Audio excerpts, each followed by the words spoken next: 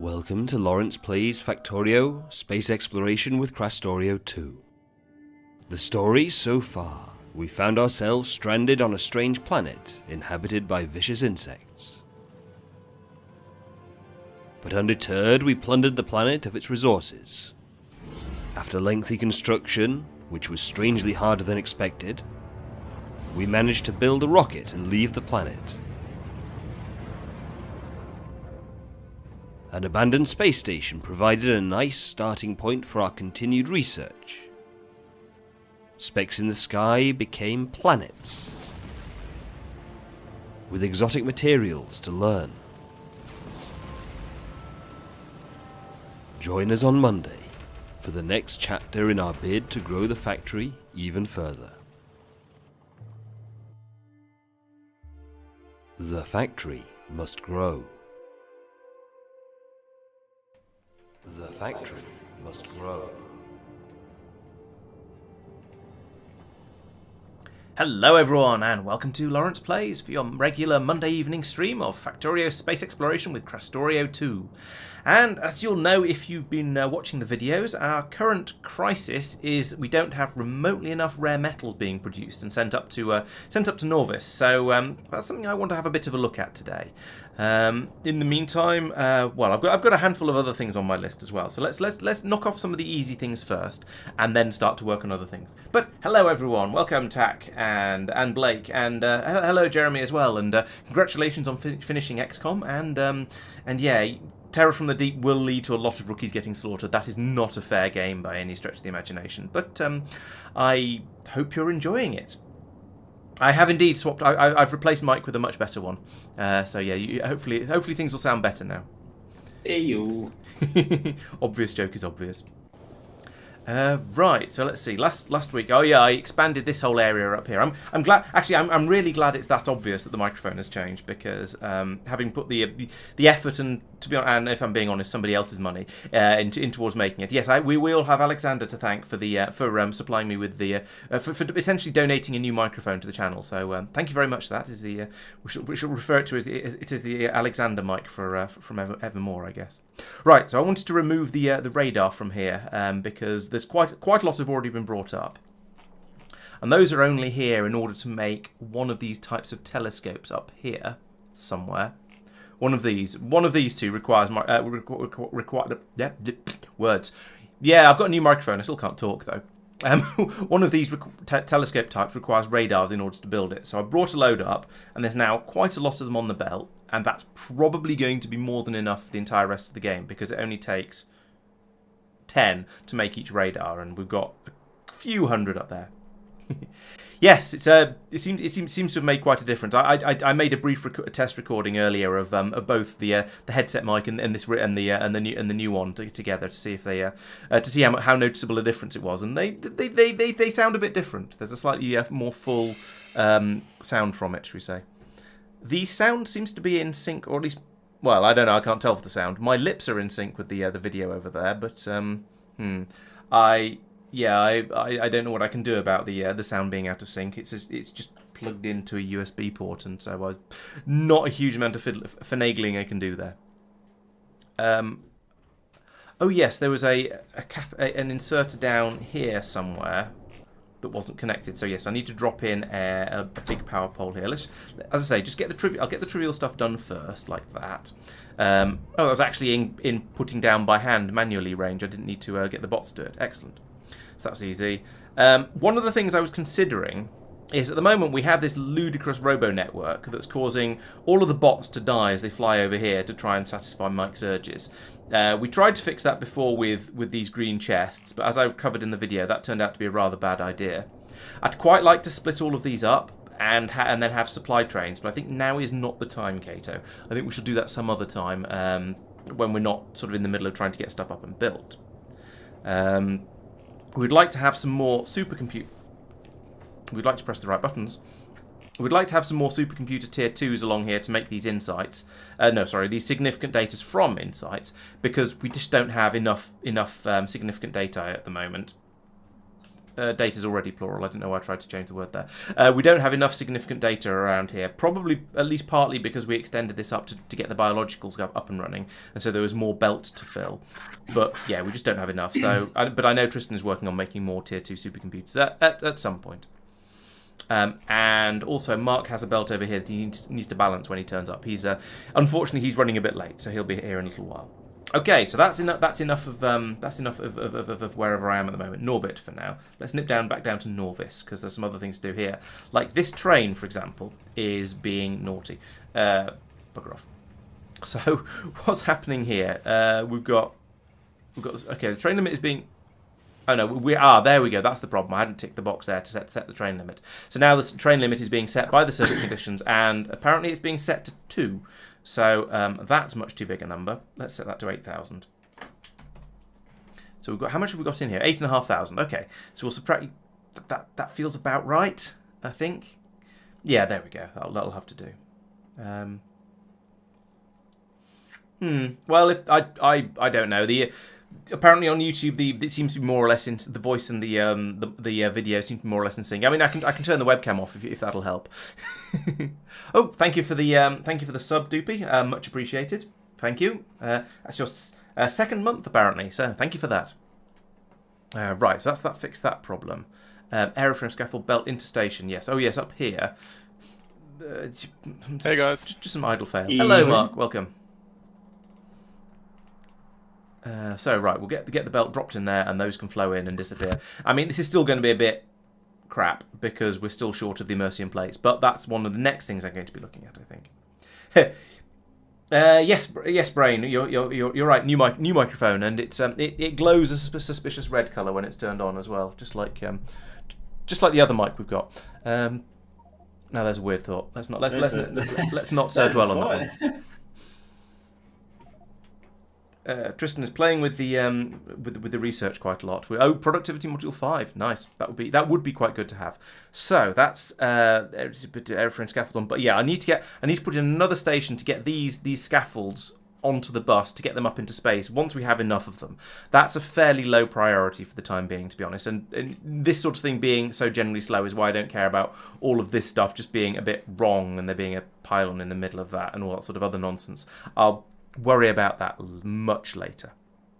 So the next big problem is that we don't have enough rare metal for, well, everything. So as you've seen from watching the videos, because I imagine probably everybody who's watching the stream watched the video because of the view, but mostly due to the viewership numbers and the way things go there. We've got the rare metals coming in here, and there's actually now there seems to be, unlike when I recorded the video, this belt is not flowing freely, so we can certainly get a bit of an upgrade just by coming through here with that and that. Oh, hang on, that's already red. Must just be. Oh, it's just that bit along the bottom there that's yellow. Okay, so if we upgrade that bit, then everything north of here will be red. So we'll be able to get, we've got 4 belts coming out of here. We've got 3 going in, so we'll be able to get quite a lot more flowing through. And then from then, I can start thinking about what I actually need to do in order to get this running more productively rather than just simply faster. Because you'll see up here, we've got lots of these furnaces aren't running. So there's lots of potential in here. My thought here. So Marc has volunteered to build a next generation rare metal processing system, because at the moment we are processing the rare metals. It is kind of working. The problem is that this is still old tech. We're using the electric furnaces. We're using chemical plants. We're not using any modules at all, and that's silly, to be honest. We've got better tech available than that. Exactly, no god. Yeah, that's sort of the point. We had for so long, we had so much rare metal and we just didn't know what to do with it. So we're turning it all into landfill over wherever the hell it is down here. We're turning it all into landfill. That's where most of this came from, and so that's why we've upgraded the production of the iron and the copper. Stone might still need a little bit of finagling, but basically we've upgraded those ones because we were using them. So we needed to get the most out of it we could. But this was just a sort of another dump thing that was coming out as well. So we didn't care about the efficiency levels over here. So now that we do a bit, we want to do some upgrading. And so I shall have a look at the module insertometron and say, so these are chemical plants. So I believe actually let's check this before I just start chucking modules in things randomly.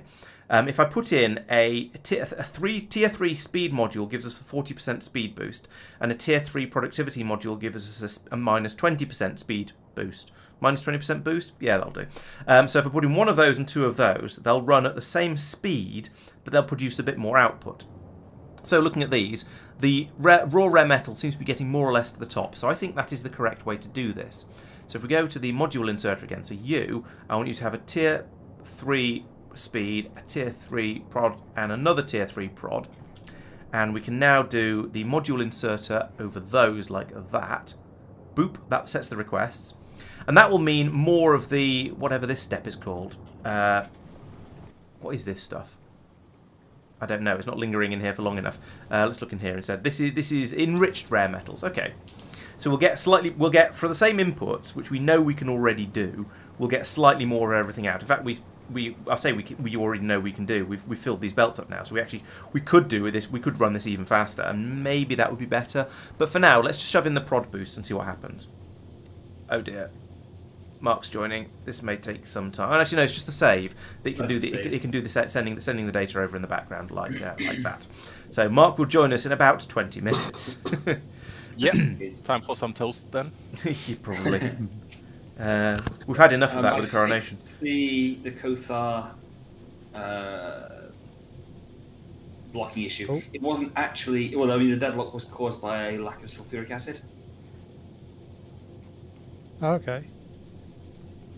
It meant that the cation beads, the red ones, cation beads weren't flowing correctly.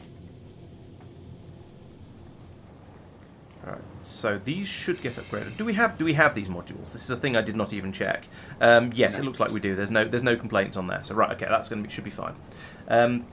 Exactly, Jeremy. Yes, the rare metals have got significantly rarer, essentially, Madman. You're quite right. But this is the first time when they have actually been remotely rare. So I stand by my surprise and shock and all the rest of it. I'm going to turn these round so I don't put too much into the warehouses of shame like that. So let these run through and let it calm down a little bit. And then I'm going to go through here and module all of these in order to get that extra bit of throughput that I wanted. So let's do a bit at a time. So we want these electric furnaces. We want to put in the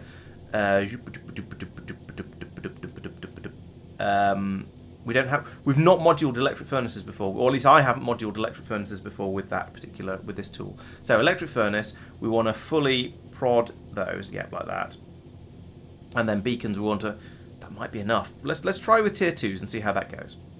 So I'm going to want to I'm going to get rid of all of this because it's going to get in the way, and then I'm going to build it up carefully, and then sort of start. Actually, while I'm doing this, let's leave these ones running so we still have some rare metals coming through, and then I can neaten it, and then I can finish it all up nicely in a moment or 5.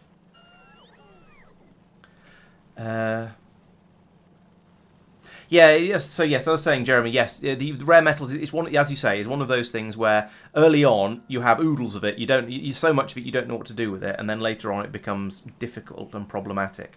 It is indeed one of those things, but we'll cope somehow. Yes, there, and then there. Oh, nice! It happens to be a number of belts that can be just perfectly covered by a number of furnaces that can just be perfectly covered by three beacons like that. Nice. There, and up here, yes, and you, and then over here, that, and that, not that, and then we need power for them as well. It's like, it reminds me of the stone in Angel Bob's, because that was the same sort of thing where you started off with having far too much of it. It's so much you didn't know what to do with it. And then later on, you're going, oh, I wish I hadn't thrown all of that away because now I need massive, massive quantities of it. I wish I'd kept it all. But, not that. But yeah, it's one of those things where you have too much until you, taking out that pylon out, cut off all the rest of them. Damn it. I was hoping that, I was going to say I was hoping it'd be pulling in the power in from somewhere else, but to be honest, I just hadn't thought about it. So we'll need to wait for that to be brought back over. But that's okay. We can be patient. Yes, the output belts might need. Yeah, these ones down here, they'll probably need to be upgraded. I'm going to do this a little bit, sort of one bit at a time, and just gradually upgrade it until it all works nicely. Rather than trying to sort of predict it. Well, actually, no. You know what? Let's upgrade these because these might as well get upgraded because I'm almost certainly going to have to. I was wondering if you could upgrade a warehouse by dragging over it. Oh, if we've got those belts going in the top, we're going to need faster belts coming, bringing it out as well, like that. So we'll do that.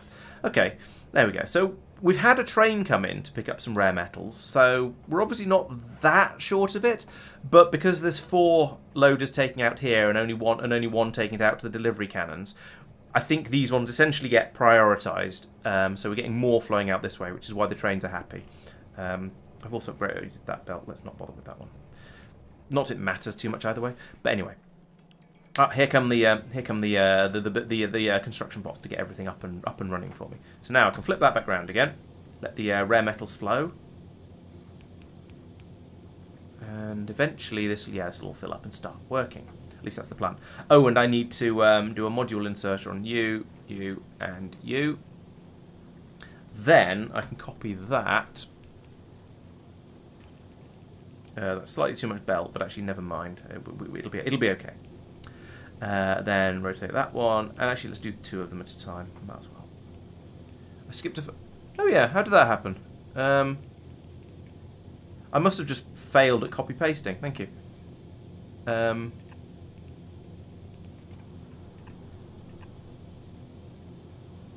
Wait, what? I don't know how I got that. Oh, did I just not copy the top one properly? Yeah, I think that must be it.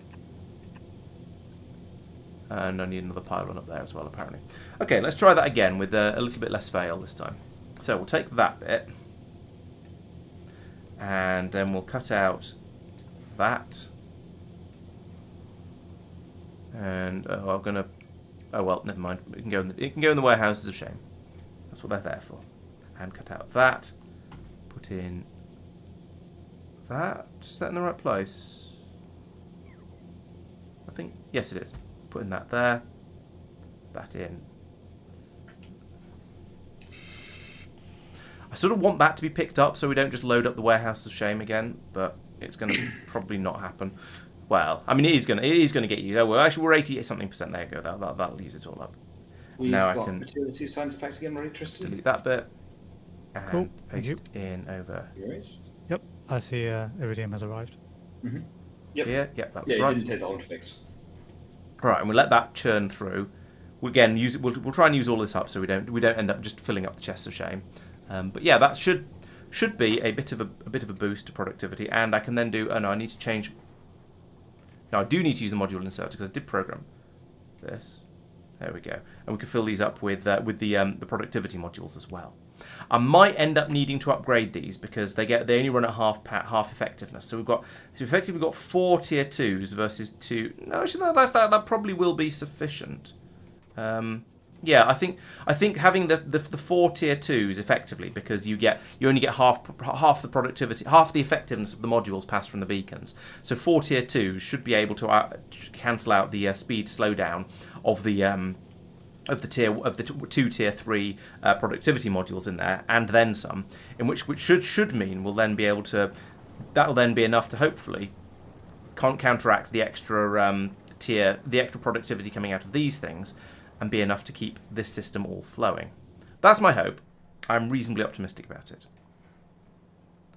Just need a little bit more going on up here so we can clear this out, and then I can drop the thing in again, and then we can hopefully start rare metaling once again.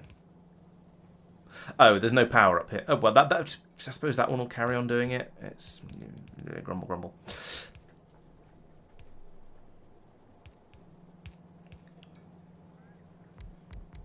Oh, there's power missing over there. That must have been there before rather than. Where's power? What? Okay, oh that should be there. That's why. Move that up a little bit. I'll let it finish building, and then I'll make sure there's green lights on everything, and everything looks okay. Oh, there we go. That can go now, and then I can paste this tower in once again over here, and try and get it in the right place, which is there. Yes, there. And the belt at the bottom. Right, so there we go. That's all the instructions placed. So we should now get once this is all built, which will take a little while, of course, we should then get significantly more rare metals coming out. I'll have a look at the charts once it's up and flowing, and we can see how much of a difference I've made doing that. What I have noticed is we now have all of the raw rare metals being produced is now flowing straight in and straight out the top side again. So that implies that this is running faster than it was before. This still says crafting speed 1 there, actually, so I don't know. It seems to be enough, though, to deal with everything that's coming through here, unless there's a bit of a shortage of it because we've had a gap in the core chunks coming in. I don't know. But we'll leave that to run for a few minutes and see how it goes. So that should all get built up. There's presumably a pile. There clearly is a pylon.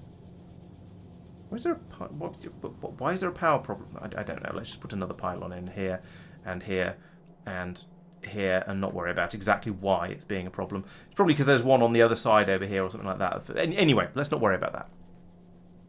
Okay, so that is going to be... I can flip these around again now, can't I? Boop, boop. And yeah, actually that one as well. There we go. Let it flow back out.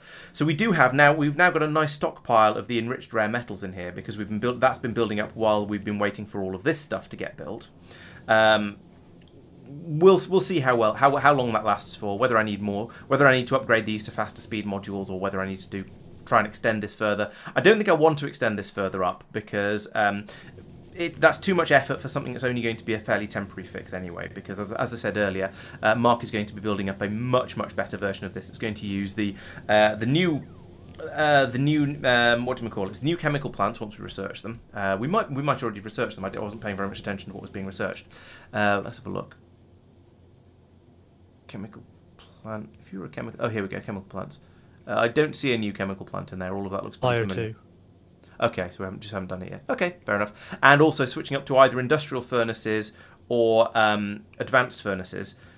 Now, I think the main difference here is that this one is much faster, but it's twice as fast, but uses 4 times the power. Now, the big question is, does this also support more modules than this one? Because if so, then the extra power usage is probably going to be worth it.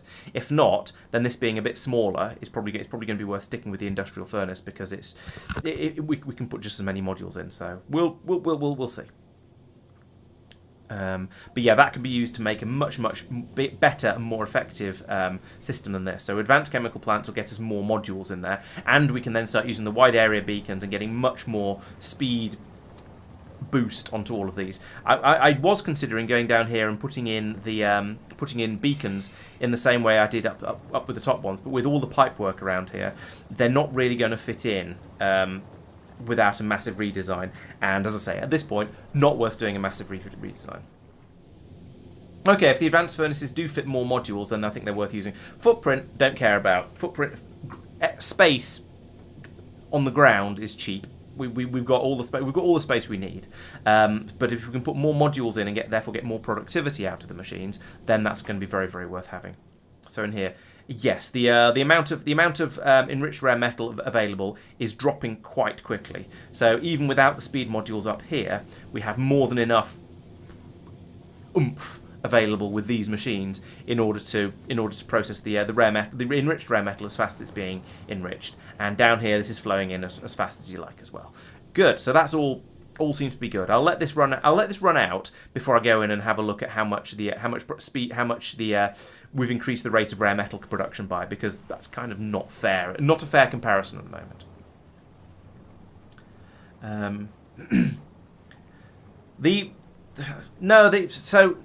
I would disagree with you there, Madman. If it wasn't for the extra module slot, then you'd be better off with 2 of the smaller machines rather than 1 of the big machines, because it would produce more stuff and use less power. Or sorry, it would produce the same amount of stuff, but it would use less power. And with them being smaller, you might not need as many of the wide area beacons to cover them all, and therefore it would be more efficient in the number of modules you have to put in there as well. So no, I think. Just because a machine is twice as fast doesn't actually make it better if you've got another one that is half the speed but uses less than half the power. It's my usual argument against there not being, or for saying there's no real need to shove lots and lots of speed modules in everything. you can just put in more machines. And now the UPS argument is an argument against that. I will happily admit that. But for normal use, 2 machines if you're not using productivity modules, 2 machines running at 1 times speed is better than 1 machine running at double speed and using 4 times power.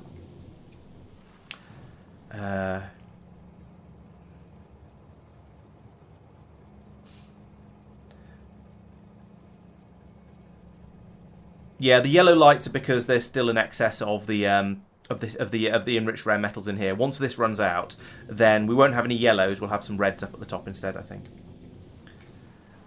No, Madman, that's not how maths works. 40% plus 40% speed to 2 machines running at 1 speed is exactly the same as a plus 40% speed boost to 1 machine running at 2 times speed. So, no. Okay, so we now have... Yeah, so there we go. We've now got enough rare metals coming down here that these guns are satisfied. They are... Well, there's a burst... It pulls a burst through like that, and then when they fire, and then there's a chance for the belt to catch up again. Yeah, so yes, that seems to be working nicely. Yes, solar power is more or less free. I mean, we've got, at the moment, it's not so, it's a bit awkward because we're still trying to build enough of it up. But once we get the space elevator in and can start shipping power down that cable, then yes, it is essentially free. But there's no actual advantage, other than the UPS advantage, there's no actual advantage to having having fewer machines that run faster versus more machines that run slower. Oh, actually, oh no, maybe not. No, I'll take that back, actually. Because you'd use fewer productivity modules. So yeah, okay, I take it back. There is an advantage to using a machine twice as fast, but it's nothing to do with speed. It's to do with the savings on productivity modules that you're putting in there. There we go. I've actually managed to make sense, I think. So how are these guys doing? Filling up quite nicely. Okay, so it looks like that relatively minor change seems to have essentially fixed the rare metal production, at least for now. And I'm aware that a train is probably going to come in and steal all that away, and the delivery cannons down here are going to be firing away merrily. Actually, one of them's gone yellow, so that one's done. No, it's nothing to do with improved speed. It doesn't improve the speed. That's the point I'm trying to get. That's the point I'm trying to get over there. It doesn't improve the speed. The smaller footprint, yes, you do get a smaller footprint. I don't care a huge amount about that, but yes, it is true. You would shrink your footprint quite a bit. But it won't, and you'll definitely save on the number of productivity modules you have to put in. Although if they're bigger, you might end up having to use more speed modules. So swings and roundabouts there. Yes, I am using OBS, and actually, Mike commented on the bit of the echo we were getting. I'm now getting from it. Maybe actually, probably part of the reason that the echo is more noticeable is that the microphone is now more than an inch away from my mouth, so the ambient sounds are a bit more noticeable.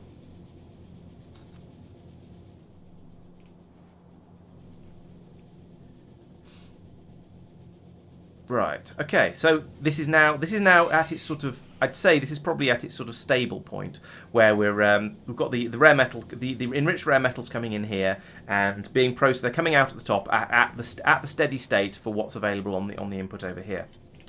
So now this means I can go off and have a look at the production graphs. And if we look up rare metal, just give me rare metal. Don't give me everything that. There we go. That one. That's a very swooshy curve. So this appears to have been about the speed we were producing them at before. So it's about 2,500 roughly. There's a bit of uppy downy in here, but yeah, about 2,500, maybe slightly more. Not sure what caused this spike here. Oh, maybe that was me starting to module it all up.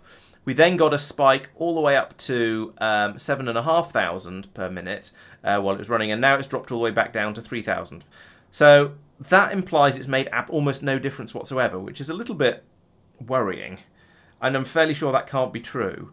I suppose maybe we now have a shortage of... Yeah, we not actually a shortage of hydrogen chloride. We are using this stuff up as fast as it's coming in. We simply are making it faster. We must be, because we've now got a productivity boost of 15% here and a productivity boost of 15% here. So we must be producing... Well, it's going to be about, I don't know, I can't do these numbers off the top of my head. a significant bump, shall we say. So I don't know why it didn't show on the production graph. Maybe I've just not been... No, the inputs have stayed the same. We've still got all of the inputs is coming from the core mines. The amount of input raw rare metal is exactly the same. But I've put in 15% productivity boost in here and a 15% productivity boost here. So, yeah, as you say, 2.5 to 3 is about 20% difference. Maybe it needs a little bit more time to settle. It is slightly better. It's not as much better as I was expecting, but it is at least a little bit better, and it seems to still be accelerating, which is a little bit odd. But anyway, most important thing is that down here, these are green and still firing merrily. Okay, we are the most important thing is that we are now shipping out rare metals to Taras and to Norvis Orbit. And so, I don't know why we've got a priority on there. Let's get rid of that. And so we have a nice supply going to Norvis Orbit and to Taras. So that should mean that we're now getting, we should have the Immersium plates flowing again. So if I look down here, this is the wrong place. We won't see anything at all. If I look down here, we should see Immersium plates flowing in. We don't, but we should. No, okay. Well, I guess that'll do. It's filling up all of these elevators, by the way. Ooh, nice. We'll fill all these up, which isn't what I quite. Actually, no. This is what I want to do. I do want to fill this up because we're going to have a train come in and get them from here. So that's okay. It's weird that it hasn't. Why have these not come out of these ones? Oh, because they're the wrong way round. Ah, how does that even happen? Go away. Copy that. Right, put those in there. Right, okay. So we in theory, we can now start making the aeroframe scaffolds in suitable quantities. I think we need to go and have a look at Taras to find out, to see what's going on over here. Oh yeah, look, here we go. We now have a trickle of the Immersium plates starting to come through again. Over here we have a quantity of rare metals coming through. It's not a particularly large quantity, but it's better than it was before. So now, yeah, those can flow in. They can get very, very quickly gobbled up by the furnaces here, and we are, as you can see, we are in fact producing some Immersium plates. So yes, that is an improvement. The fact that all of these are still running when the next cannon's worth of metals arrives makes me cautiously optimistic that we might be sort of making progress. Yeah, there we go. We've managed to make another furnace kick in. So that's... maybe it'll spread all the way around and we'll actually start getting everything up and running here. Let's have another look in the productivity graphs. If we look up Immersium plate, that one, we can see that, yeah, there's been a spectacular increase on that one. It's gone from about 20 to up in the region of 310. Wait, what? 60 to the region of 310. So that's gone up by a factor of 5. That's pretty good. No, we don't. The rare metals coming in is still a little bit too slow. However, on the plus side, now that we've got this flowing, we do have the little trickles like this that are coming through from the core fragment processing. So we've got this coming in by delivery cannon, and then these little top-ups from what we're from getting through the immersite in general. So that's going to be a little bit of an improvement. And yeah, as you can see, we have some Immersium plates. So it is a definite improvement, but still a bit slow. Once we get space elevators and spaceships running, hopefully we'll be able to transport stuff around a little bit more easily. Okay, so that's sort of going. Indeed, a milestone. Yes, so we now need to build. That means we need to build a space elevator. How do we do that? It's probably going to be in logistics, I imagine. There we go. Space elevator. 500 holmium cable, 500 processing units, 500 heavy girders, 100 heavy bearings, 2,000 aeroframe poles, and 1,000 refined concrete. And we're going to need 2 of those. Jeez. Better get the buildings down. Put the second one automatically. Oh, true. It might do. We'll probably want to say. Oh, it probably will do actually to guess. But we'll still want another one for another planet, I'm sure, fairly soon. Madman says it does put down the second one automatically. That's have you guys noticed what we've just researched? Material Catalogue 3s? Nope. Oh, have we? We have. Yes. Well, hey! That is literally what we've literally just researched. Oh, I missed space elevators then. I was going to say, if you're referring to space elevators, that was literally what I was just talking about. I mean, I know you don't pay any attention to me, but that's going a bit too far. Yeah, if you said something that was interesting, then I might pay attention. There are a few people watching who clearly think I'm at least a little bit interesting. Yeah. I think I'm going to put in another delivery cannon firing rare metals at Taros, I think. Because at the moment, we are producing the rare metals faster than we need them. And that is currently the limiting factor. Let's put this over here. That needs to be upgraded as well. Can I upgrade that? Can I demolish that bit in the middle? There we go. Then put another one of those there, another one of those there, and a belt coming down like that. Right, and then oh wait, heck, that can't go there. That needs to go. Let's make this a blue one so it actually, works. That would go there. Feed that along like that. Rotate. I think that's the right way around now. We'll find out when it all arrives or doesn't. Then I can put in that there and come along and copy and paste and set everything up in a few minutes when that's all done and ready. Okay. Why are you ping-ing? What are you short of? He's comparing I'm doing Norbit coordinate and calculations. Oh, I see. Because there's somewhere around there would probably be ideal, because nothing's going to expand over there. Where is that? Yeah, that's probably true. Yeah, that's.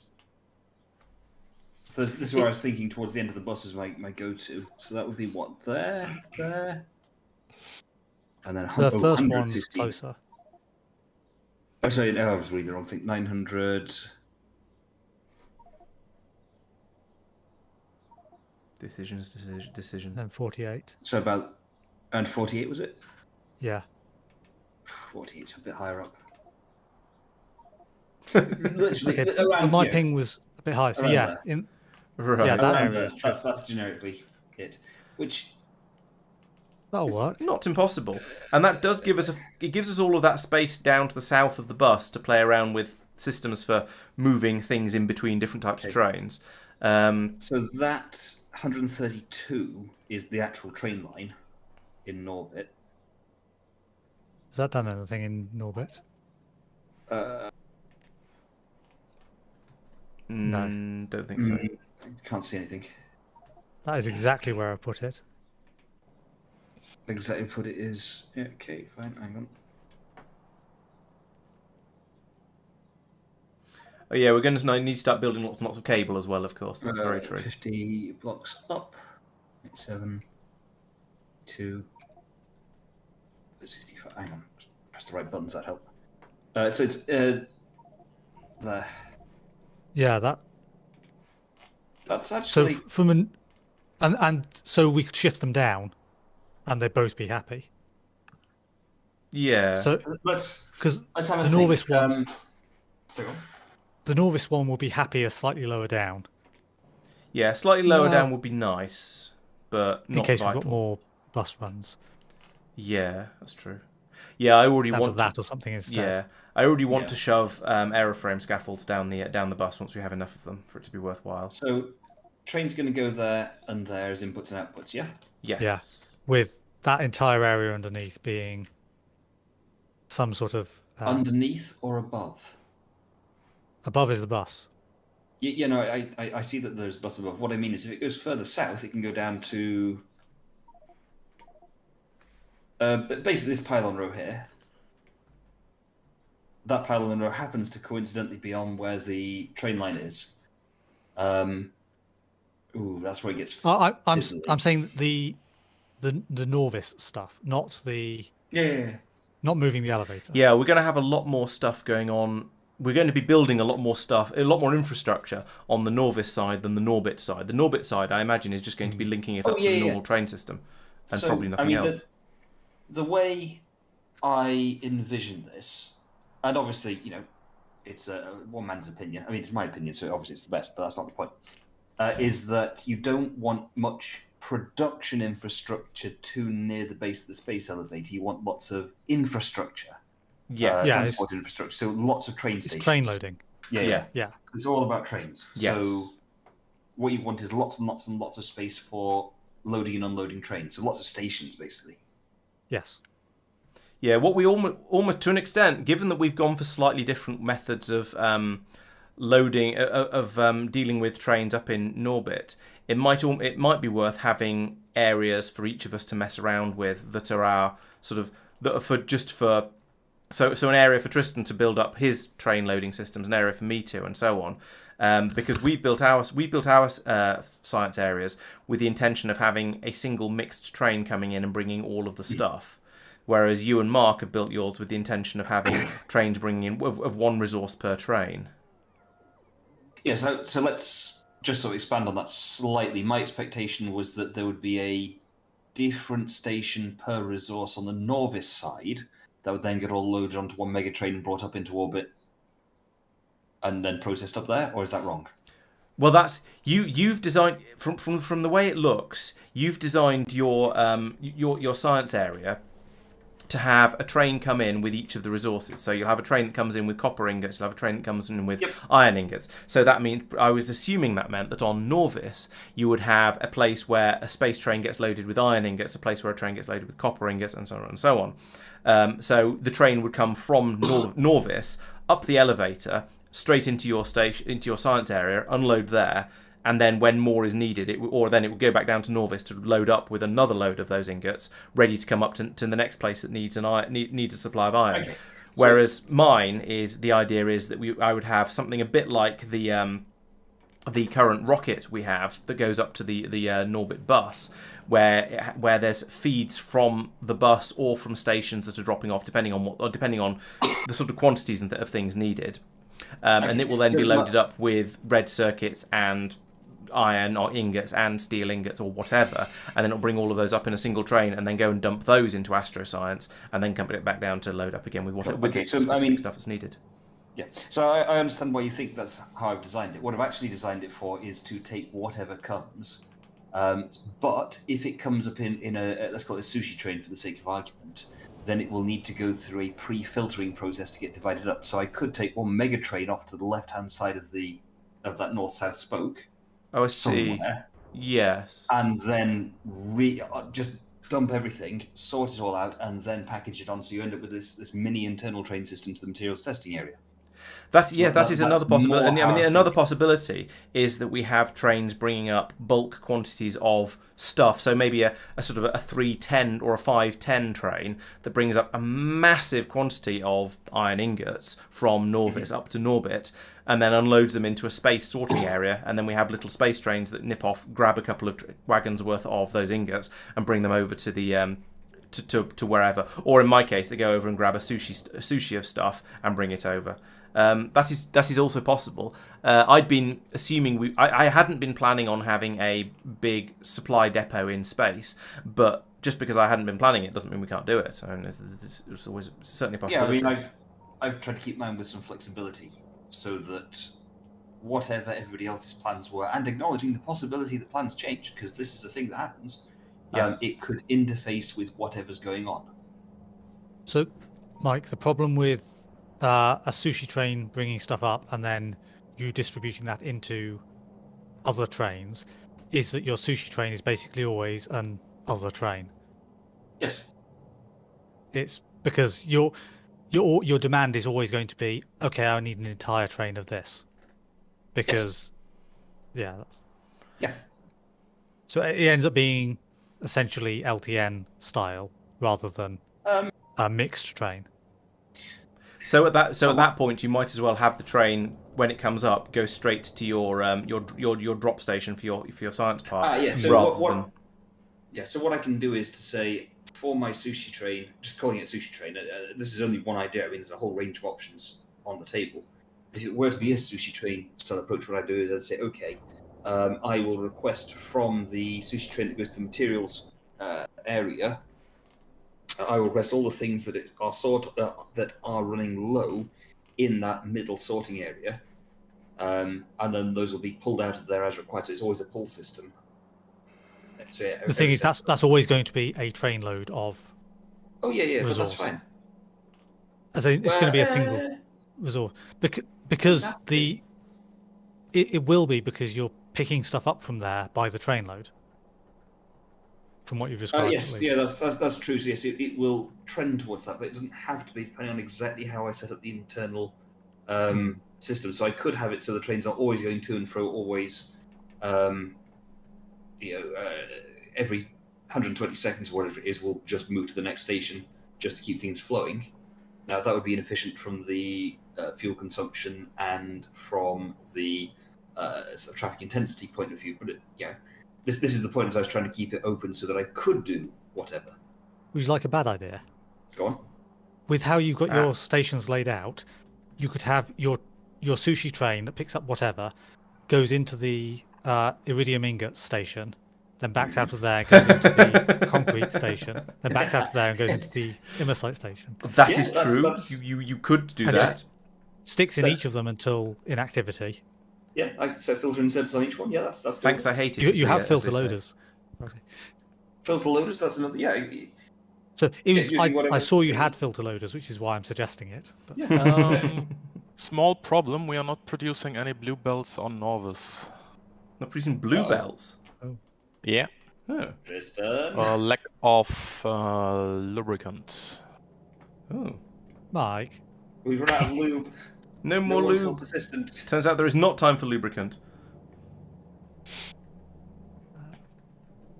How have we run out of lube? Been using it too much, I guess. Nobody tell persistent. Yeah. Here we go. Yeah, I mean the station is empty. Let's go. The next step is to check over here. Lube pickup. Lube pickup is also empty, so we are not we are making lube, just very, very slowly, by the looks of it. The machines are running. It's being taken away also to space, but not in particularly large quantities, by the looks of it. It's got a full train in the station that's just not going anywhere. It's not getting any inactivity. Because it's being loaded very, very slowly by a yellow inserter with fuel that's just taking forever. Which is that yellow inserter low impact? No, oh no, it's just a yellow inserter. Oh, that's awkward. I mean, I can goose that along by just sending it. Yeah, that makes sense. What's probably happened is it got given rocket fuel at one point and then turned up without any, and so it needed a full stack of. Yeah, you're probably right. It is still worth noting that there is there is not very much lube there. The back two tanks have about 30,000 between them, so they will be able to fill up a train. The front tanks are basically empty. We are not producing lube anything like fast enough. So I think. Oh, I see. Marcus speed or somebody. I've speed module. Oh, Tristan has speed module. I'm going to one of those chemical plants. I'm going to module the chemical plants as well. Yeah, I'm just doing that. I'm going to put in another set of machines underneath as well. as well. Okay, so you got the only speed 2s, not speed 3s. I copied them from elsewhere. Once they're placed and moduled, can upgrade them.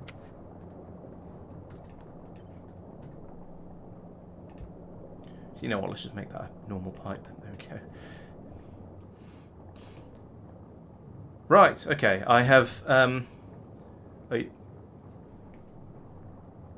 Yes. Right. So I have doubled the. I've redoubled the amount of lube we're going to be creating. So yes. Good. That should help a little bit. Hello, Chloe. Welcome to the stream. People have been talking while I was paying attention to, rather while I was listening to Mike, which is always dangerous. Yes, we do. Listening to Mike is quite the important thing because it improves the overall quality of your content.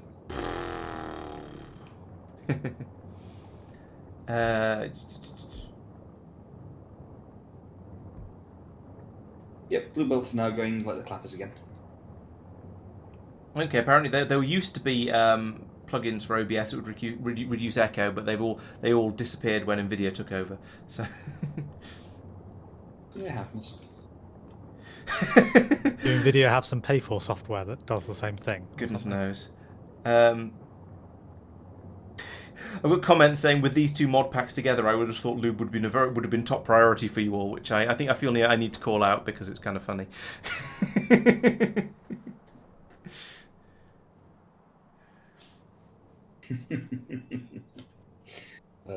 Yes, we've just finished the space elevator research, and we've been having a bit of a. I'm going to call it a discussion because that seems more accurate than calling it an argument because we weren't really arguing. A bit of a discussion about what's the best way to start integrating everything and how to put trains in. It's definitely not an argument. It's Laurence looking at my design and making an assumption of how it's done. Which reminds me, in like half a dozen different summary videos, you've gone, oh, Mike is taking copper plates in his stations from this recycling area. I challenge you to find a single copper plate drop-off station anywhere in the material science. Maybe it was optimism. Maybe it was just hopefulness then. Maybe it's actually Mike is supposed to be taking the copper from here in order to help it get used up. I'm not sure. It's just a way. It just sort of never actually. It's never actually happened, but I've been saying it with the. You've been saying it has. But if I say it with enough confidence, then it should happen, right? Yeah, sure. That's exactly how. Oh dear. You can tell that he's a theatre chap, can't you, folks? Is that a sign of theatricity? I'm honestly not sure. I reserve the right to remain silent on the grounds that usually as the stage crew I'm supposed to stay silent. Thanks for the cheers, Calcin. Much appreciated. Thanks to resub. I'm misreading the Twitch because you said cheers in the comment, but actually resubbed for another month. So this is your 13th month. Wow, thank you. Very impressive. Right, I don't know why I'm staring at this. It'll probably I have reasonable levels of confidence that this will just start working fairly soon. Do you want to convert the beacons to speed 3s since you're still looking at it? Okay.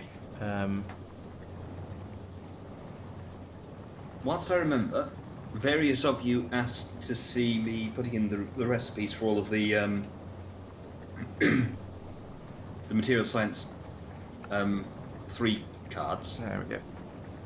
Yes, that sounds worth seeing. Turn the blind build on. There's a sort of drop point for it. I'm about to start. Ooh. I've got to work out which one's which. I go up. So where are you? Where are you? Why? What? Who? Why? When? Why? How? What? So starting from I pressed a button. What button did I press? Oh, that's a good place to start. Yep. So that's the bottom of the line. Below that is the heavy bearings, which yes, don't care. Barely heavy. You do not have the splitters set up. You also don't. I haven't got the splitter set. No, I am of this. I am aware. I've got to try and remember what this is first. What am I making here? You also have a spectacular lack of materials testing packs, which is going to cause some issues.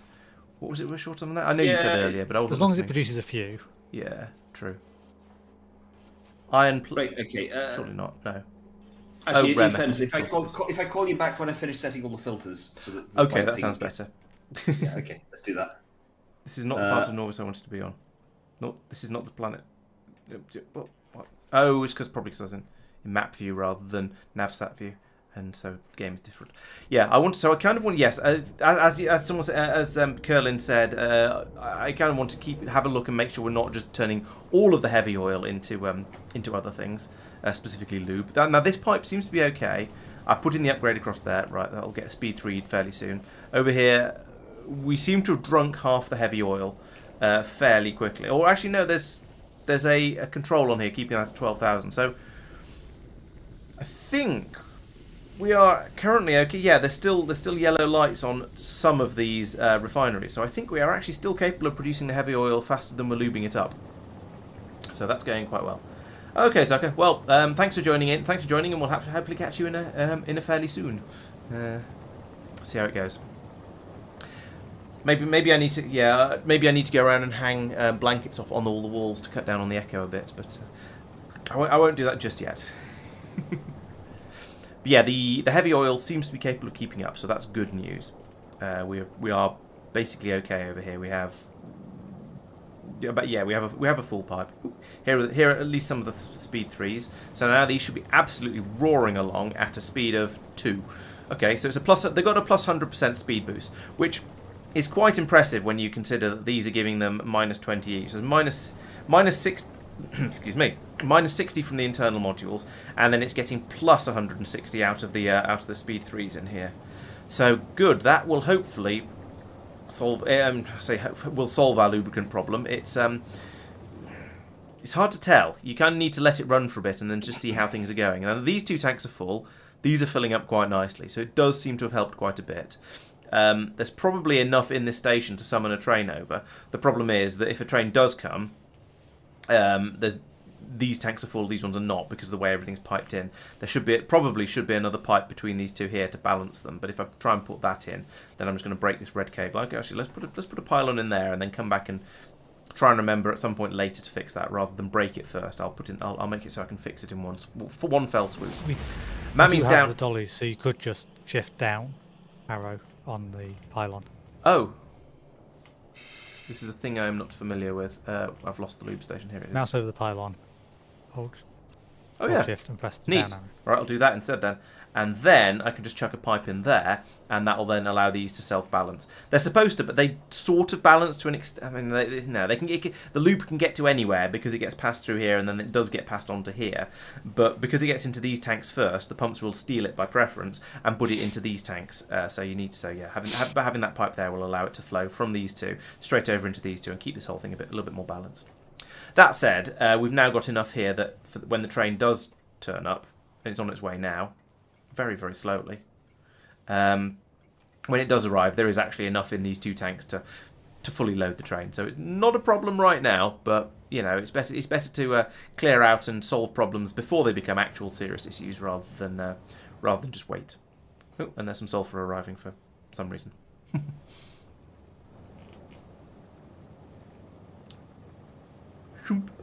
Most of the time, the speed of the trains isn't too much of a factor, although that said, we have had to add in additional trains a few times to get a bit of extra throughput.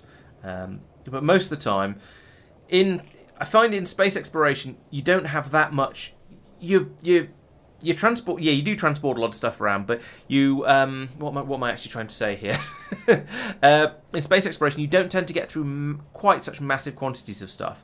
That said, I'm proving that to be a bit of a lie with my hanging around waiting for this to get up and running. And oh yeah, I broke the belt, didn't I? And why has a bot not come out and fixed this? Seriously? Why is that? Oh, we ran out of blue belts, didn't we? Oh yeah, of course. Okay, so we now have a reasonable, some aeroframe scaffolds. So that's going quite nicely. How high do these things stack? To 50. Okay, so it's going to be a while until we've got a full train's worth here. But let's have a look at. Let's go and have a look at a different station, a pickup station somewhere, and try and work out how this is supposed to be programmed, because I don't want to get it wrong. I'll feel embarrassed. So over here we have a plastic pickup station, and that simply divides the amount of stuff by the amount that fits in a train, outputs it as an L. Great. So down here, yes, down here, we can get rid of those 2. Just feed this signal straight from there into there, and from there into there, and then we say we want to divide the number of aeroframe scaffolds, which is this one, by the number that go in a train. So it's 50 per stack, which is 500 per row, so 2,000 per wagon, so 8,000 per train. So divided by 8,000 output as now, that happened to be the right number, that's convenient. So this will activate this station. We need to set the train limit. So we'll activate this station when there is enough in it. There is not enough. There is not currently enough in it. Spoilers.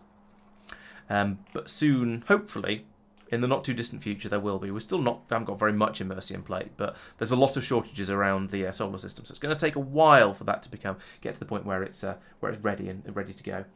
I don't have a hat within reach. I'll get one in a moment. I don't know why I've still got the hat thing on there. It was amusing, but I just haven't got rid of it yet. So over here, are we now building? Yes, we are now building blue belts again, so that's good.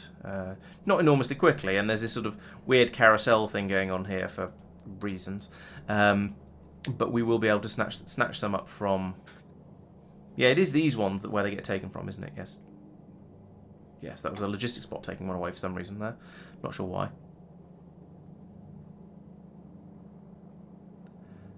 My train of thought has derailed itself. Oh yeah, so we do have some blue belts. They will get grabbed up by construction bots eventually. Oh, they'll be bringing them over no, they won't be bringing them to the rocket. Where are you taking these blue belts? You're a logistics bot. I don't understand. Has someone put in a blue chest request? Oh, maybe it's some of the construction trains over here. That would make a certain sense. Oh. What? Hang on a minute. Oh, this train's in the way. That's in the wrong place. Let's get rid of that. Put it in. Let's get rid of these two as well, because I think they're in the wrong place. Right, let's try this again. A locomotive should lock onto the back of... Oh, maybe we need to wait for those. There we go. Yeah, okay, it locks onto there. Now I can put the other two wagons in like that. There we go. Now we have a functional train going in here. And that can be the one potentially to bring the... to start carrying the aeroframe scaffolds from here to both here... and the other and put them on the bus as well. So you should be a minus 8 divided by 8,000. You are good. Are you actually programmed properly? You are. Oh, this is correct. Wow, that never happens. So yes, I can program that train once it's been built to take the to go over there, get the Astro pickup over here to Morrotstormen, which should not be called Morrotstormen. That should be Astro scaffold pickup, Astro scaffold drop rather. Where's that train? Oh, it's still being built. There we go. Train. So you go to Astro Scaffold Pickup until full, and then go to Astro Scaffold Drop until empty. Simple. Give it a moment to get a little bit more fuel. It's probably about enough. And then I need to copy a station from over here. Actually, this needs a significant redesign because we want to move over to the new design. Might as well move over to the new design of station while I'm doing something here. So we'll need rail coming through here anyway, like this to here, and then like that. Yeah, there we go. And then we want this bit goes here, and we have a few. Do we not have a few? Is this not getting fueled? This is not getting fueled.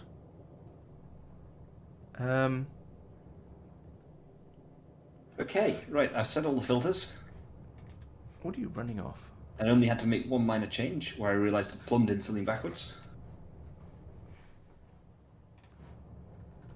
Okay, one moment while I sure. put this down and yeah. Okay, let's go now. Let's go and watch Mike turn things on. Okay. So how are you doing? How are you doing the big turn on? Is there are you adding a?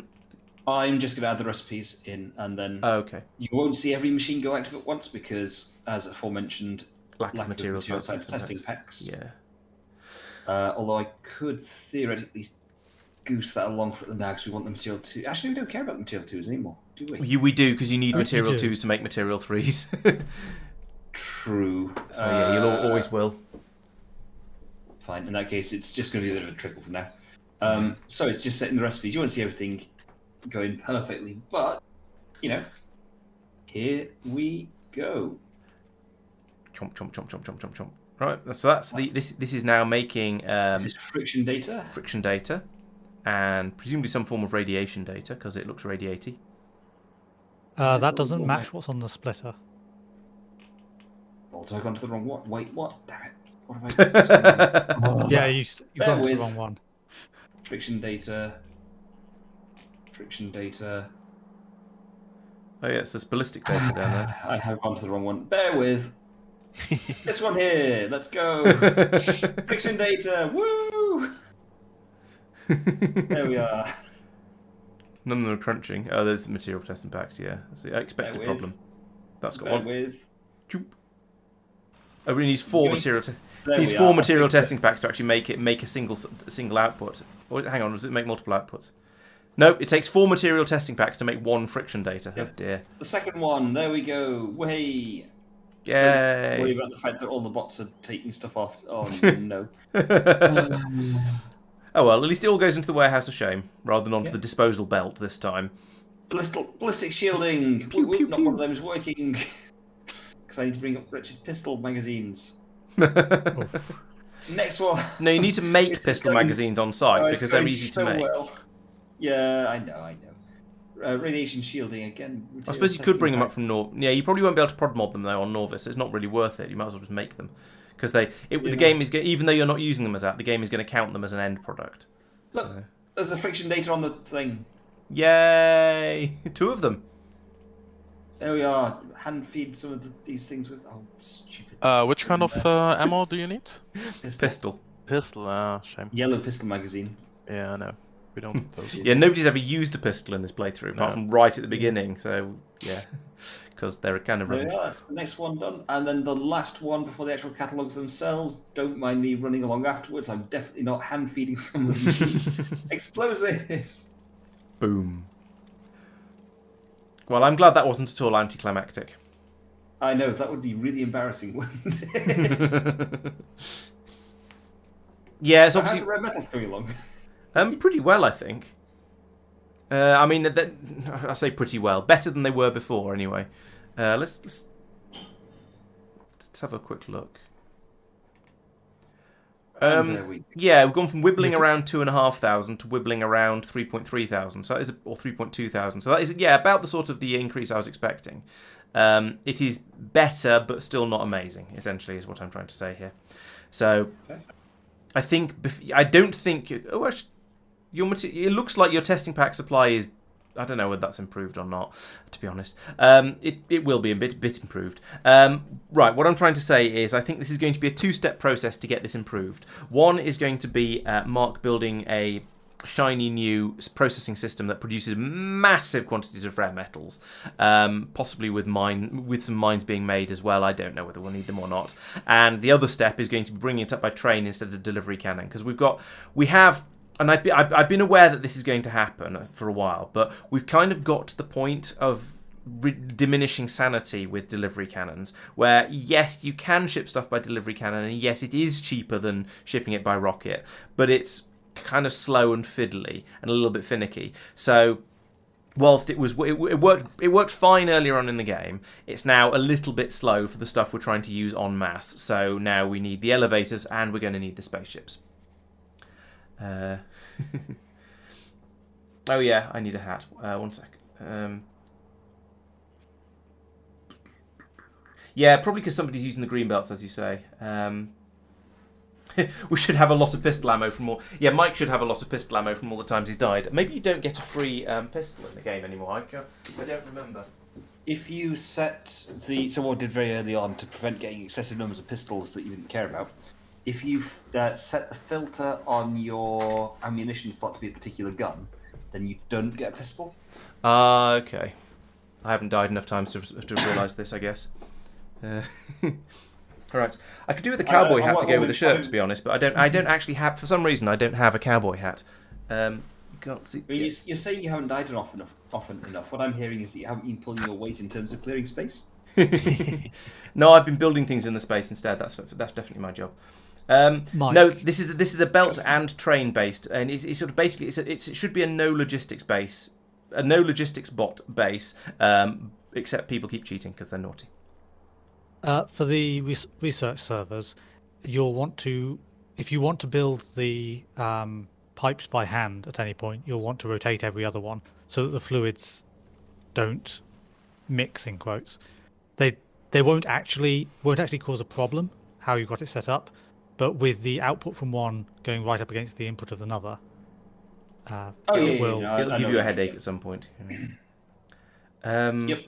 Which is why the honest truth is I built a thing that just works and then just stamp it down each time, because I got a little bit bored of place, rotate. Well, that's where you do place, do too. rotate, copy, paste. Well, I've just got a thing that I just stamp down that does more than enough. Like, I will never need this many. Ooh, an efficiency 3 module has been delivered. Oh, exciting times. Oh yes, I was going to set up a station. I remember. So we'll put that. Let's put that there, just sort of arbitrarily out in the middle. Then I want loaders. That means that they are in orbit. Well, it means one of them is in orbit. Okay, yeah.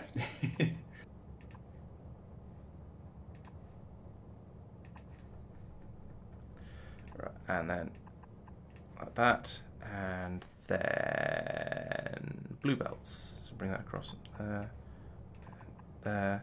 This is never going to get built because, as stated, somebody's hogging all the blue belts, and it might be me. There we go. Right. And then we have an output of this as well, down here. And I don't know why. I'll make it a blue belt because we've got to the stage of the game where blue belts are cheap, so I might as well. Hang on, where does the bus go? The bus goes over here. What? What? Oh, that's a. Oh, right. That's a. Yes, this is a pick. That's a pickup. The other one's a pickup station. That makes sense now. These two. Oh yeah, that is just another line that's free to use for whatever. So I'll make that the that can be the whatever it is I'm putting down now. I've forgotten. Where is the next row on the bus? That's the next question. So this appears to be the bottom of it. Yes, all the way over here. It is indeed the bottom. So we've got 1, 2, 3, 4, 5. So it can go here. Now it has actually just occurred to me that I don't want to. Oh, actually, we probably are going to. Well, yeah, we are going to want these. So my train of thought here. My original plan was going, right, I'm going to need these things up in space. So I'll whack them on the bus, bring them all the way over here, shove them in the rocket, they can be taken up to space. But that won't help because this rocket goes to the space bus. It doesn't go to the space, the astroscience production area. There is going to be a train that will go up through the elevator for that. So we need to actually get it onto the train for that. So maybe I should put the station in over here and have the train deliver it, drop it off, and then feed it into wherever. But then my next thought was, actually, I am going to want to feed it into the rocket. I'm going to want to feed it onto the space bus because there's bound to be some later buildings that require these aeroframe scaffolds. But then my next thought was, we're going to stop using this rocket as soon as possible and replace it with a space train that will go up and down the elevator. But then we'll probably still feed that from the bus because we might as well. So yeah, do we start putting in another rack of stations over here that are just dropping off to go into the switchover stations here? Or yeah, I'm not sure how we're going to. I don't think we haven't really decided how we're going to do this, as you probably noticed from our debates earlier. So I think for now I will just bring them along the bus and then reckon on my sushi train. I think I will just load off the bus in the same way that we're loading the rocket. So we'll have a thing like this, except all of these belts here will go down into loading up a sushi train that's ready to go up to the space bus, and then I can have another set of belts coming off here with things like coal and whatever else I need for the astroscience coming off there, being fed into a sushi train and then taken up from there. I think that's probably going to be the way to do it. Probably. Yeah, we shall see.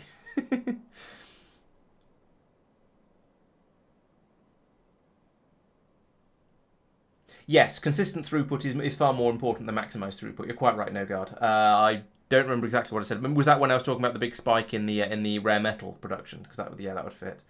You're quite right. It is the consistent throughput that matters. Even though we don't play it as an idle game. Yes, and agreed. The worst thing in my understanding, because I haven't actually played C Block myself, the worst thing in my understanding of C Block is the idle time, which is one of the reasons I was going to say it's the main reason I haven't played it. That's not really true. The main reason I haven't played it is probably time-based. It's due to time and been wanting to play other things. But yeah, it certainly puts me off it a bit. Because I feel like in Factorio, you should never be idling. There's always something you can be building. So, for example, if you get to the stage where you don't have enough where you're waiting for something to be built up, then you should be building more machines to make whatever that thing is, so that it gets built more quickly. Yeah. You should never be twiddling your thumbs waiting for things to happen in Factorio. If you are, you're either playing it wrong in inverted commas because it's a single player game, you had to play it however you like, yada yada yada. There's either something better you could be doing, or it's a badly designed mod pack, or there's essentially is what I'm trying to say. Yeah, and I think if we were doing a massively multiplayer Factorio server, then we'd probably have it auto pause when nobody was connected. I think, just because that feels more like the way I tend to play. I like to play this sort of game. But you know, it's your choice, I suppose. Yeah, so exactly. If you're waiting for 20 million green circuits and you're producing 1 million an hour and you're getting impatient, then you should double your production. So you're building 2 million an hour, and by the time you've done that, you'll probably have made the extra million of them because another 6 hours will have passed or whatever, and you'll have finished it. No, we're not going to have a rocket era. The plan with this playthrough was essentially to skip the rocket era of the game and go straight from basically skipped cargo rockets to an extent. So rather than having a massive network of cargo rockets, we basically just use cargo rockets for going from. The only automated cargo rocket was going from Norvis to Norbit to take up the sort of the miscellanea for building up the space bus, and for supplying the space bus as well.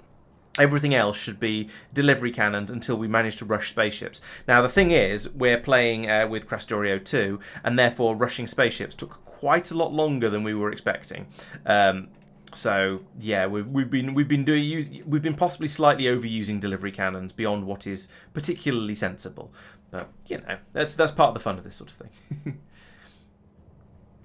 I could put the warehouse up here opposite the second locomotive, but if it's down here, then there's fewer belts because you're not feeding stuff up just to bring it back down again. So I thought I'd drop it down here. Although that said, that means probably up a little bit higher would have been slightly more efficient, but never mind. It doesn't really matter.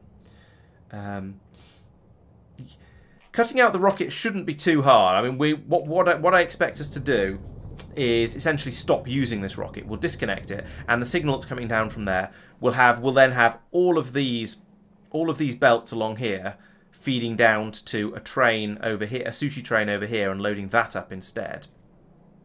And then once this has been cut off and stopped being filled, we can then just remove all the rest of it at our leisure, or just leave it there because it doesn't really matter, I suppose. If it's just I tend to find in my Factorio runs I end up with quite a lot of legacy stuff that's just been left there and hasn't been tidied up. But maybe we will tidy it up. We'll see. Quick question: did someone launch my big red rocket manually, or was it just full? Not I. I wouldn't touch it if it's not mine. Basically, yeah, that. Interesting.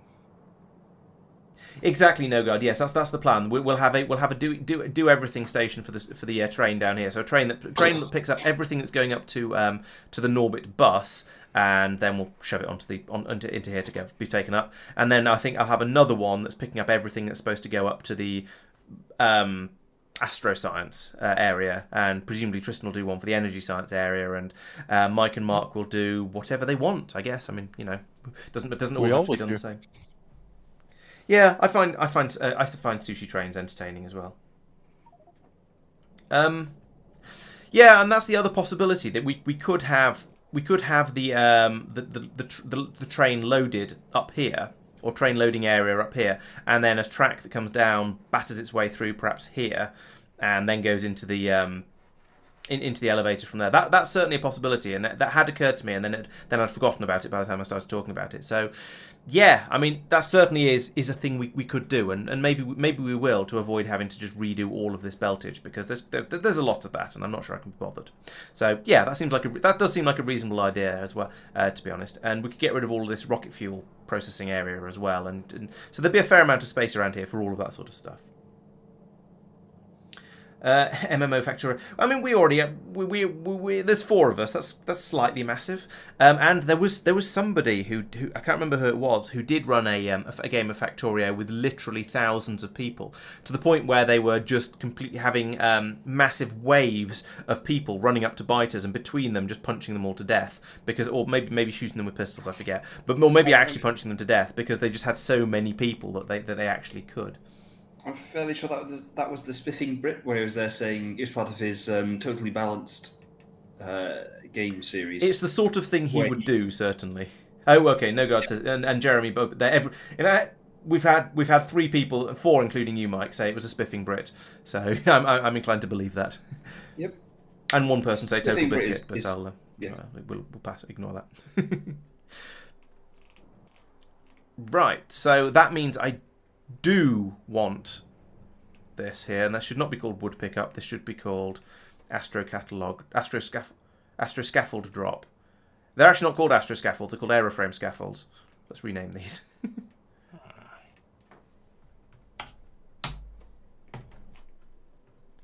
Aero scaffold drop. Aero scaffold drop. And aero scaffold. I'll call this aero scaffold pickup, like that. There we go.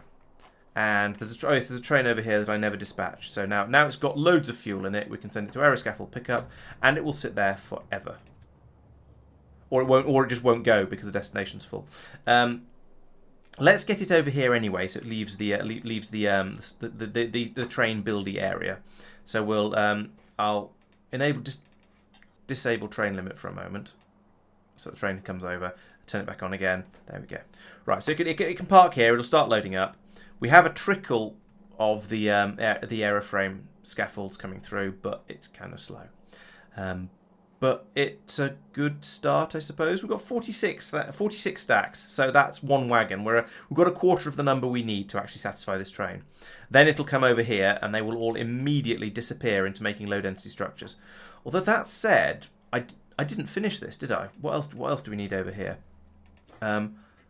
Plastic and glass. Okay. So let's get this programmed up. So we've got a plastic station here that's not requesting anything because I didn't do that. Probably. Should be a train coming over here now. There is one waiting at plastic pickup. Why is it not coming here? I've set the train. It's called plastic drop. There's one standing at plastic pickup, waiting at plastic pickup. Oh, it's not full, that's why. We're waiting for plastic to be made. Okay. That's fair enough then. And then here I haven't programmed anything up, so we'll copy that to there. And then I need to reprogram that before. I haven't hooked it up to the station because I don't want an accident to happen.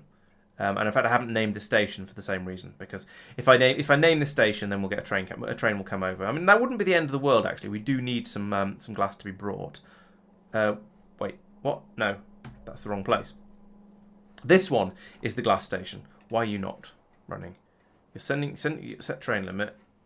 Enable train limit 1. Glass pickup.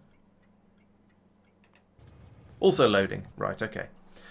So I hadn't programmed the train stations properly, but that'll now start working. We do need one of these here though, and then we'll reprogram that to be low density structures when we finally get some. We'll also rotate those because otherwise it'll do something silly. And hopefully we'll be able to make some low density structures at some point during this stream. That's about the best I can offer you at the moment, I'm afraid. Those are turned off for now, that's fine. Right, yes, good. So, tick, low density structures, sort of completed. Aeroframe scaffolds, kind of completed in that we've made some, we put them in a train. We just need 3 times as many. Is anyone building that space elevator?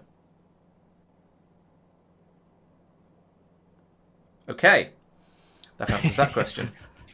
I'll put a machine down on Norvis and start building it then.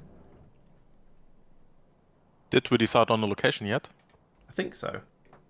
Oh. I mean, we're going to need one one. place as a ghost, and no one's seriously objected to it. Yeah, I've been sort of assuming we'll probably put it Where's there. the counterpart in space? There was some pinging of There-ish. it. Oh, okay, there we go. Yeah. Oh, building this on the ground is going to be a pain because it requires all kinds of... building this in space, building the cable in space is going to be a pain as well because it requires all kinds of stuff. Okay. How do you know that it's there? Coordinates. Oh, so you don't get when any you ping, indication. it tells you coordinates. Yeah, okay. Holmium cable, heavy girders. I would assume Mike that was- it placed the ghost here as well or something like that. I hoped it would, and then it didn't. Yeah.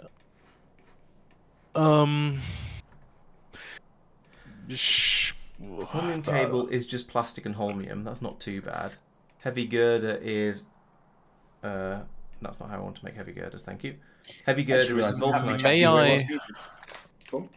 May I suggest to go somewhere where we have a little bit more of space, building space around it, like here, for example, so that we can have a big, loading, unloading station, because we said the space trains will not travel on regular rails, so we have to have a. I mean, That's going to be in astroscience. That's the problem. Yeah. Okay. Basically we can- anywhere could Just be take- here, That's- you know. or up here. Or... The idea was you'd use basically as much height as you need going down there. Over there, And yeah. it would, Over there is quite extreme. I would quite like it to be within vague distance of the bus, because we are loading quite a lot of stuff onto. Essentially, I want to replace the rocket with a train in an area that loads a space train. So if we were originally thinking of having it here, and we don't like that, what if we put it here? Okay, there's a lake there at the moment, but we could fill it in. I was assuming that we would, have a real new dedicated area, not just reusing the bus, because we'll probably run into some throughput issues if we try to offload from bus. Yeah, I think a new dedicated area for the science parks, definitely. But I think loading the stuff that goes to the space bus from the ground bus is probably worthwhile, because there's so many things on there, including science packs and engines and stuff like that, that I feel like it's worth doing, though, having those come up a Tristan, I like that idea. Yeah. I haven't pinged anything. That was Mike. Okay. That was the other end of the bus. Yeah, where we have Yeah, all so- the train stations available. Not a bad idea, We actually. can Yeah, because quickly offload. Yeah, that's why I suddenly went, oh, hang on, how about, because rather than putting... So it's a good idea. I see no obvious problem. I've done the mathematical calculations of the scientific principles. Mark, can we just quickly move this about 10 tiles to the left? Everything. In there. Yeah. No worries. You're very mean. It's, that genuinely is the only little issue, and I'm overplaying it slightly. I mean, let's No, this again. Well, just logically, negative. you drop it down there, because otherwise you're getting that's even more enclosed than the current suggestion. Yeah. So where's minus 200? 200. There. Okay. Yeah, there's too and many then- things, so that's meaningless. And Yeah, what's that's that in Norton? He stacked them a add bit. tags. That's what I'm about to. Down there is further. Oh, actually, I was going to say down there is further away from the stations, but actually it doesn't matter, because we'll have a rail run up and down the field. Okay, so that's there, Right. Could you add a tag on each one? which is Saying- all right. Fine. Okay, hang on. Add tag. That's okay-ish, I would say.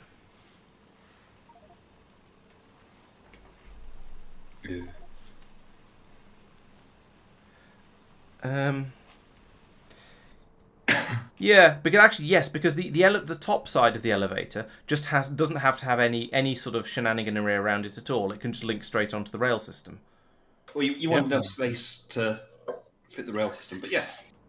Yeah, but my point being, all it needs is an input rail and an output rail that just nip over to the nearest part of the main space rail infrastructure. So that it doesn't need. It's not like it needs a huge area around it for shenaniganery like the one on the ground does. True. Yeah, yes. All I'm thinking is you want enough space to put down more rails later if you suddenly realise that you've created yourself a massive throughput headache. But you can't, because if you've got a throughput headache with the rails, you've got a throughput headache with the elevator, presumably. As in, if that's not what I meant to do. No. Ooh. No one saw anything. It's fine. I didn't, unfortunately. It also doesn't matter, because nothing goes that way. If you end up here for this, I mean, that's true. But if I you see suddenly what you end up with a whole lot of extra trains trying to get onto here, and you go, it'd be really helpful to put in a couple of bypasses and extra this, that, the other, or whatever. You've got a bit of a Only a bit of a one, man, but a bit of an issue. If you stick it a bit further, I mean, it's part of the advantage of sticking it somewhere central is that you're more balanced in terms of your load of which trains are going which way. But as you say, that's not the end of the world. And all of that comes through to the thing of how many trains do you expect to have running? Yeah. And if the answer is... Not crazy numbers. Yeah, if the answer is basically one doing a shuttle to and fro, then whatever, shove it wherever, it doesn't matter. If it's going to be 5 on a regular basis per science area, just again plucking numbers out of the air for example purposes, that might start to get a little bit, you'll have more. Yeah, I think you probably won't have an enormous number of trains going around. I mean, look at it this way. At the moment, our science is just about working off an input that's done by delivery cannons, and that means 1 stack at a time. When a train arrives, that's going to be 100 stacks at a time. 50 stacks at a time. We were using 111s, aren't we? No, 121s. It's going to be 100 stacks at a time. So it's going to be each. If you watch your science area for a moment and think about how many delivery cannon capsules are coming in, divide that by 100. That's how many trains are going to be coming in. It's not all that many. And yes, the numbers are going to go up. The throughput is going to go up because when we can. But I think it's probably going to be all right. A rocket is 5 trains, but that's still not a huge number because the rockets aren't too frequent. Yeah. True. The rockets are in theory only coming to the bus anyway, and so they're not going onto that system. But yeah. Sorry, additional question whilst I think about it. This recycling area, are we going to tweak it so that a whole bunch of stuff goes down to Norvis to be processed? I suppose we could actually, couldn't we? For example, the memory cards can't be, but the scrap could be. Yeah, the scrap needs something else done with it because we're just about keeping up at the moment. The question would be, is it worth the cost in cable to ship the scrap down, to process it, to ship it back up again as more as materials? Because yes, we can productivity module it then, but do we gain enough for it to be worth it? True. I mean, it's how much do you care about then putting iron ore, copper ore, red metal ore, etc. through? Ooh, red metal ore. So there's 30k of the stuff here, and there's no train. No train. Ha! Ha! Don't mind me. What? Where's the? Yeah, you're supposed to be requesting. Yeah. Yeah, but I didn't realise there was a train up here for it, so I hadn't bothered checking to. I've got a station called Red Metal Drop and everything. I just hadn't realised that there was no train actually. I just assumed that it was no train. Well, that'll solve your production of. Where's the trains? Material testing packs for a little while, won't it? Tristan, I need a train. Tristan, priority 1 train. You can have train 1950. Thank you. Where is it? I pinged it. Yeah, no, it's not helpful. There we go. Thank you. Right. So, I mean, it actually for is the helpful, recycling, but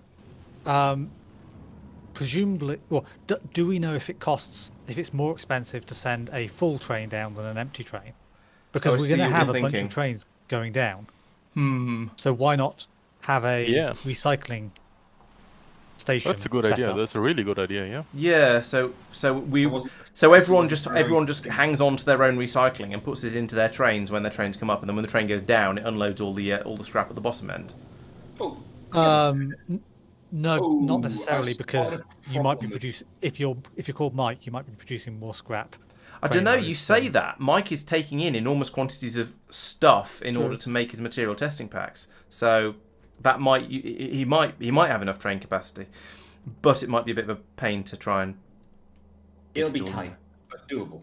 But adding a and if I need scrap pickup station just before the elevator would be easy enough. Oh, I see. So every train stops off at the scrap pickup station to see if there's anything it needed. Yeah, you have a bank of them, say 5 or 10 of them or whatever.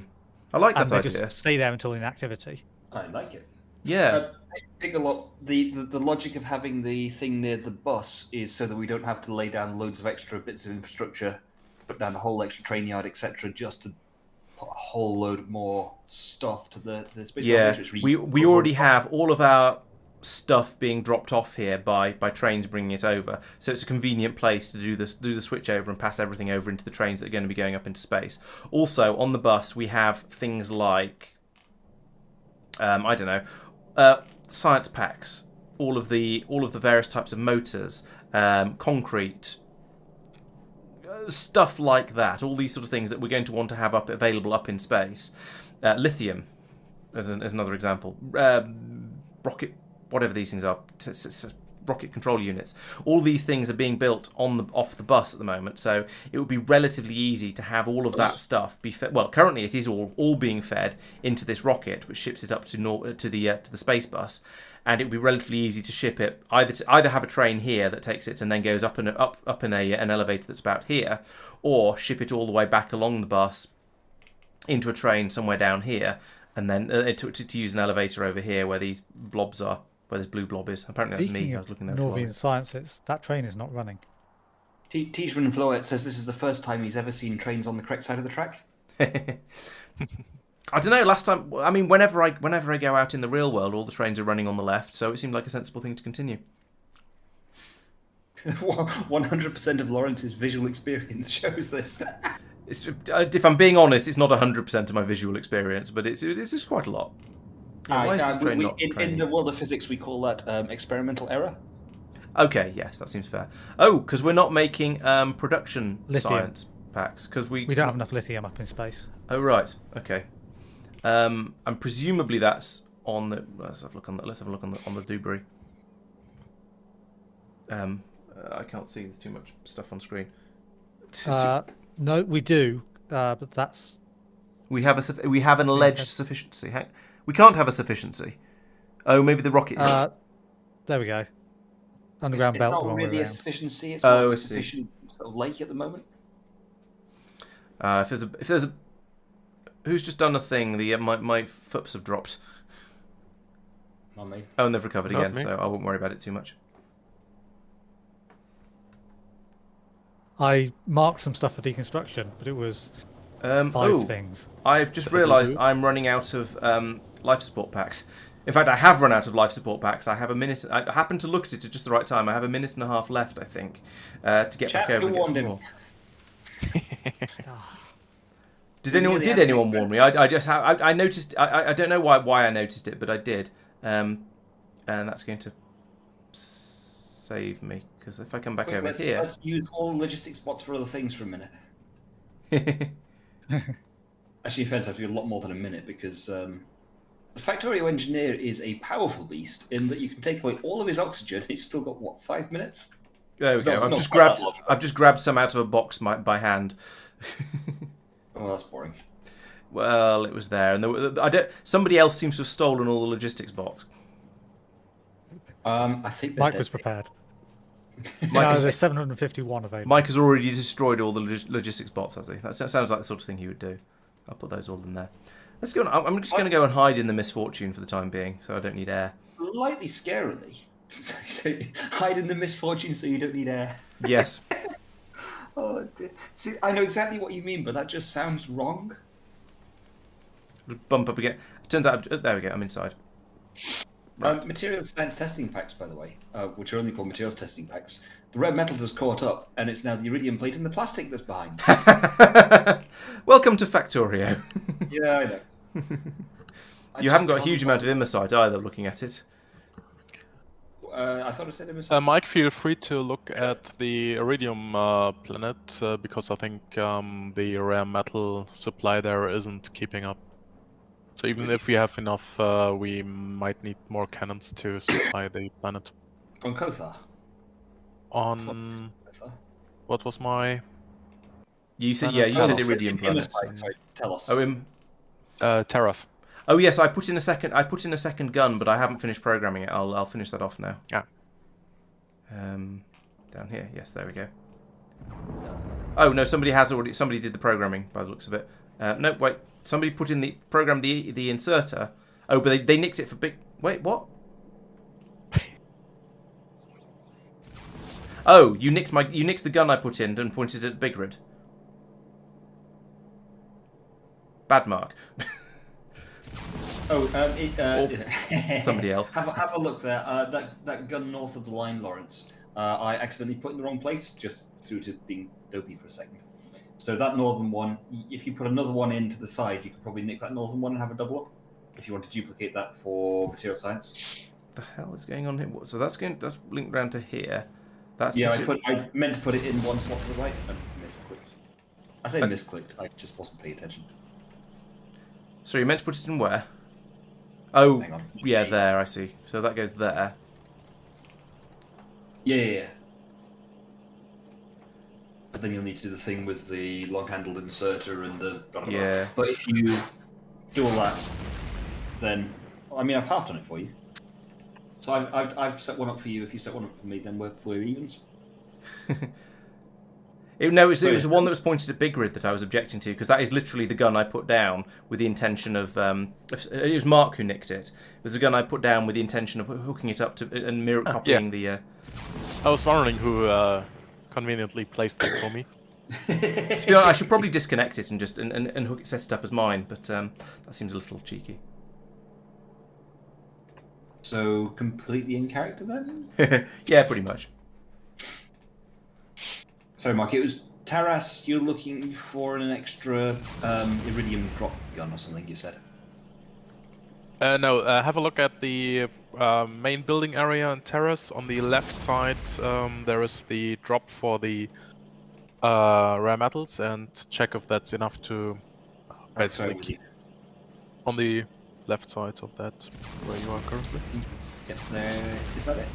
Right. Well, I've put it in, and I'm waiting for it to be placed now. So I'll probably forget about it, and then Marc will reprogram it to fire at the wrong planet. But in theory, it'll sooner or later we'll have the firing it wherever this one's going again. Mike. Yep. Material science again. And it should be a basically backup belt to produce. Yeah, so the system. So this system here should produce, if I remember correctly, a yellow belt of iridium plates. If it has enough rare metals. Oh, immersium plate. Sorry, right. Yes, I'm with you. That's why I was getting. Yep. Are you thinking iridium? Yes. What are we talking about? Immersite. Yep. You want those, right?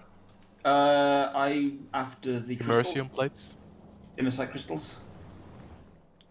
Which seem to be in actually a pretty adequate supply. Yeah, there's a full belt of them flowing. It's just once again, it's the standard problem that delivery cannons are a bit slow for the stage we've got to. We kind of need to get spaceships running, so we can get a spaceship. A spaceship can come over and unload an entire 500 in one go, 500 stacks in one go into Norvis orbit, and then we can have trains come over and pick them up and take them off to wherever they're needed. But that is behind spaceships, which I haven't made yet because. Basically because I'm still trying to get a reliable supply of aeroframe scaffolds up and running. Yep, so there's now a second gun pointing at Taras, so that's now doubled, that's the one that Laurence has just updated. Thank you. Yes. It's awfully nice. So you didn't set the recipe I see on the... No, I was waiting for it to actually be built, and then I went over to check how Taras was doing while I was waiting. There it is, thank you. I've just set that. Are you... Okay, cool, thank you. Thank you. Including the... Right, that looks like we now might, these two guns might just about be enough. Oh yeah, I could take the hat off again. I don't know. It's not too annoying. I still I can't. As I was saying earlier, I kind of need a cowboy hat to go with the shirt because we were doing a show publicity thing earlier. So a group of us all turned up in a town centre in check shirts and started singing loudly at anyone who was nearby and trying to sell them tickets. And at that point, Your Honour, the... And then the man with the vests came. Yeah.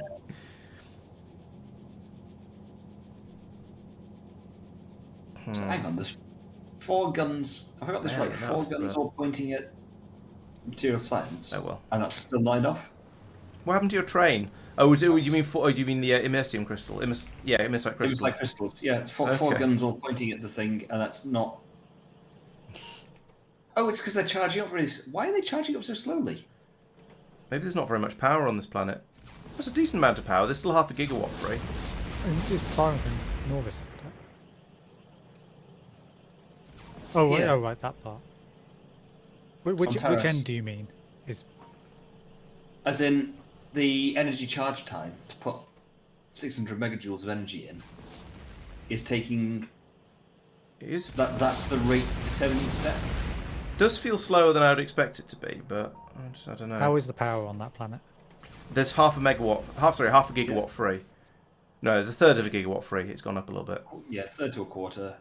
But yeah, So it's not filling it then. So No, Yeah. no, there's sufficient I power. checked that when I was there going, oh, what if it's... but no, power seems fine. It's just it's a long way. charging slowly. Yeah. Maybe that's it. Maybe it is because the planet's a long way out. So you see, it's another reason we need to get on with Oh. spaceships. But Interesting. I assume longer distances are more power. it would make sense. I never thought about that. No, they all seem to be the same power requirement. All the guns along here. Aren't they all going to basically Norvis? Norvis or Norbit. Yeah, that's... In fairness, that is true. Right, there's another stack of Immersium plates coming in, so I'll get us a few more. But now, of course, we're short of Cryonite, so yeah. It's just there's 4 guns and it's apparently not enough, which confuses me. Yeah. Hopefully, the supply you can get out of the by the train from the recycling station will tide you over for the time being. Yeah. All 4 of them there for a while were... Oh, actually, no, in fairness, power consumption is up to 1.7, 1.8, so it's... I mean, okay, that's just the number. The bar has actually got a bit... And then it's dropped right down to 1.3. Okay. It probably depends on exactly which guy. I mean, because I've just had a delivery of Immersium plates come through, so the one of those guns has been working as well. Yeah. Yeah, I don't think it's the running at half speed because we're kind of used to that because we've been running at half speed for ages. What is Drakit up to while we're looking at planets and grumbling about them being slow? Is it actually running? Oh, it is running. There's just this sort of vague dribble of cryonite coming along from it. Why are you so slow? It's still consuming all the core fragments. Yeah, virtually, yeah. Oh yeah, no, No, they are actually all literally all of getting... Yeah, I didn't know it is using them all. You're right.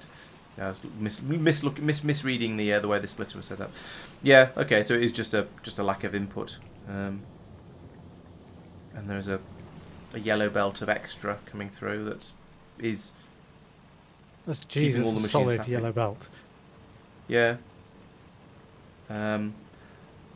Oh, the limiting factor is the powder stage as usual.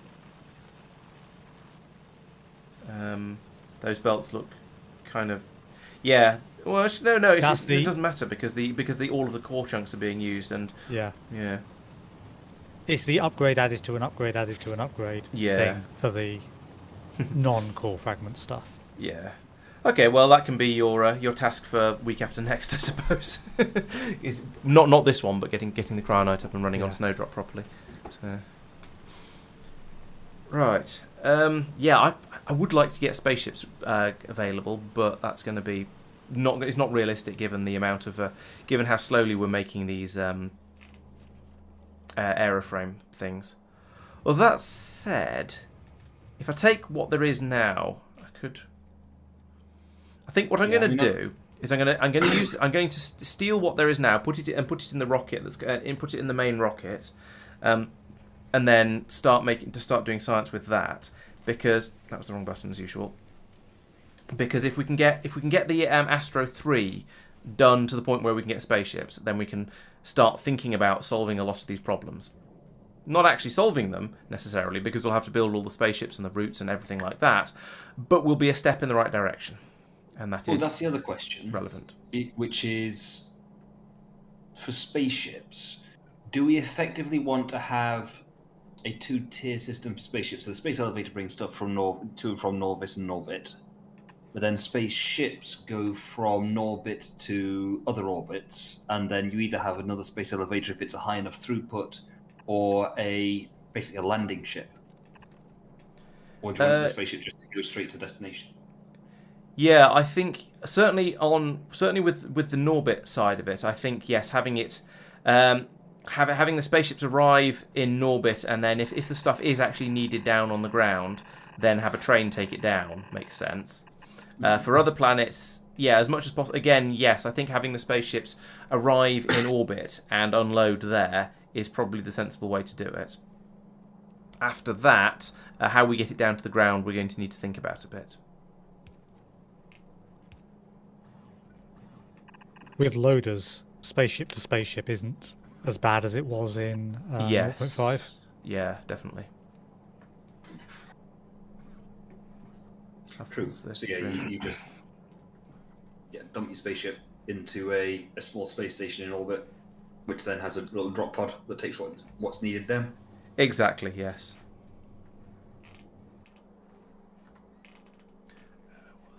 These are aeroframe scaffolds, which are in here.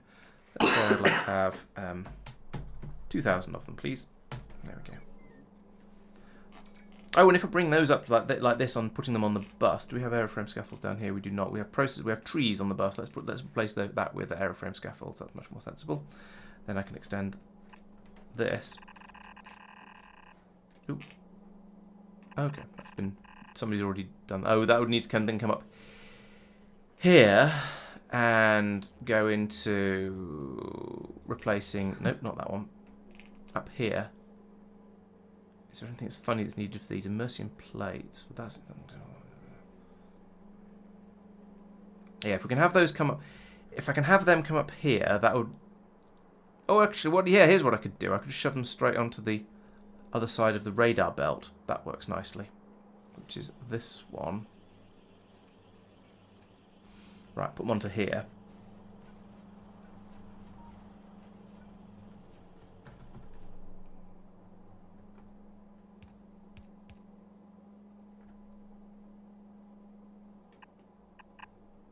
No.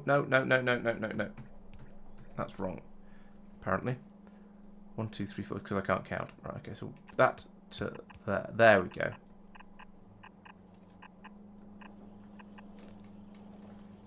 And now I need to sort the belt out up here with the radars, but that's not going to be too difficult. Oh, actually, what I could do, here's a fun way to fix this. If I get rid of all of that. Wait, first, if I get rid... No! Stop it. Get rid of all of this, then. Fine. All of this. Including that. Actually, no. I'm just going to head over there and do it by hand because it's going to be easier than...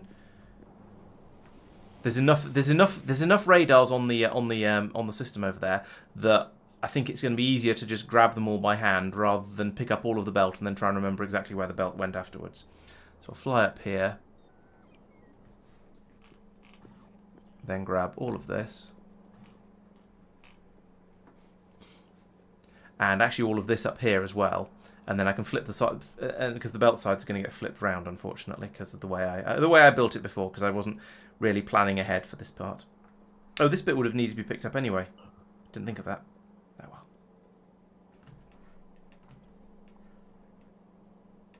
Get rid of all that. Who's building here? Me. Okay.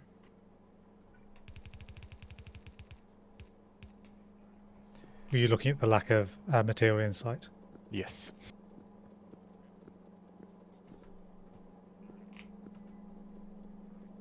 All of that. And that loose one there. Yep. Got stuck on the belt.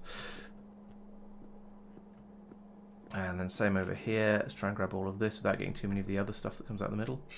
Perfect.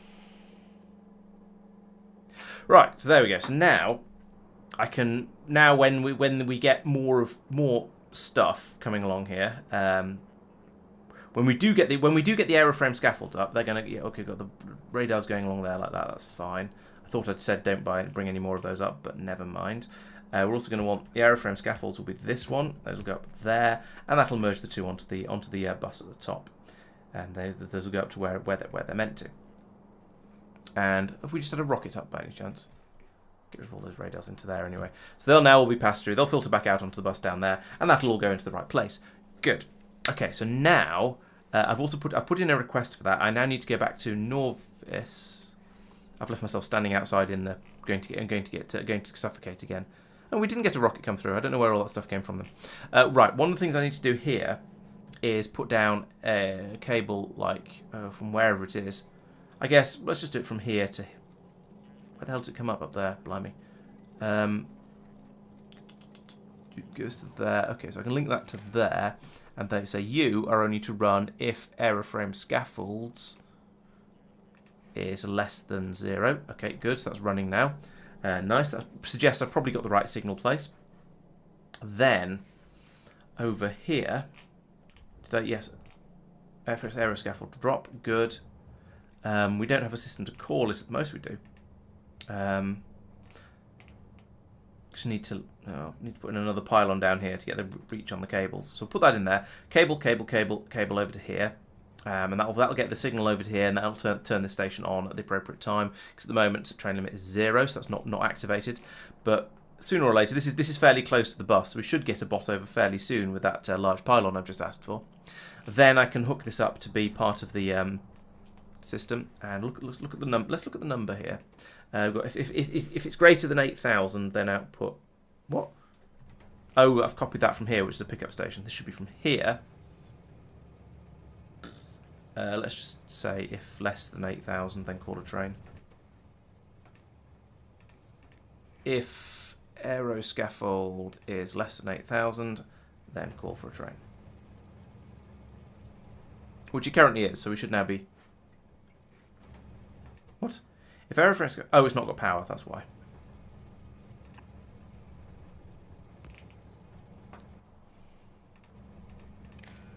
Up to there, to there. Can't reach there. We need this pylon as well.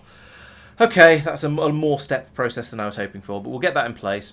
Then I can send the other train over to come over to here manually, because if I let it go, if I let this train go automatically, it's going to go to here first, because this is much closer and is also a valid drop-off place.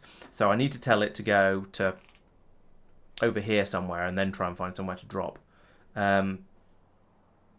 Yeah, so that should work. But as I say, we need to get that pylon in place first, and then we'll be ready to go.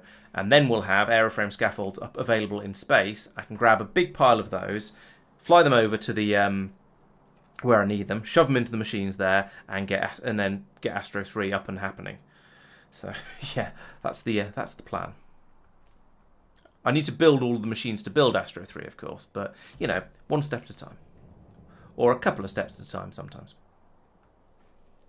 Are you ready yet? No, you're not. You're still haven't got that pylon. For goodness sake, what are we waiting for?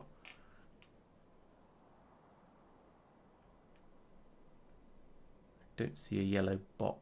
Oh, there it is. Alright, so I can put in that cable in from there to there to there. Station is still active. Hopefully, is now active, rather. There we go. Right, let's see. So now this train... It's not full, which is why it hasn't gone anywhere, but it's like 2/3 full, which isn't bad. So I want to send that to here, and then go to the drop station. So it'll be on its way now. Probably, there it is. Okay, so that train will head over, drop off there, and then we'll have some available on the bus, which means it'll go into the rocket, then we'll have some in space, and then I can hand feed to make the first, enough science packs to make the, or enough catalogues in order to make the, make a spaceship. And then all of our problems will be completely different problems. Got wires crossed somewhere, so now half your planets aren't shooting resources. Oh, so you're just manually shooting. It sounds like you've probably broken one of your signals, or maybe somewhere's low on power or something like that. But yeah, usually it's not too difficult to find where you've broken something like that. You just sort of follow backwards through the system until you find somewhere where things are misbehaving, and then hopefully from that you can work out why it's misbehaving. Hopefully, no promises. Invalid where prohibited and all that sort of thing. I feel like having this coming up all the way up to here to go down here is a bit silly. We should have another route in that comes in down this way and feeds in. I don't know. There isn't room for put another railway line in, but we could have a one that shortcuts over like this and then joins onto the back of here. Except we're about to put a space train system in here. Presumably a space rail and a ground rail can cross each other at 90 degrees perfectly happily, and so we'll be able to have them cross over. It'll just cause havoc with congestion and stuff. Yeah, blaming Pete seems fair.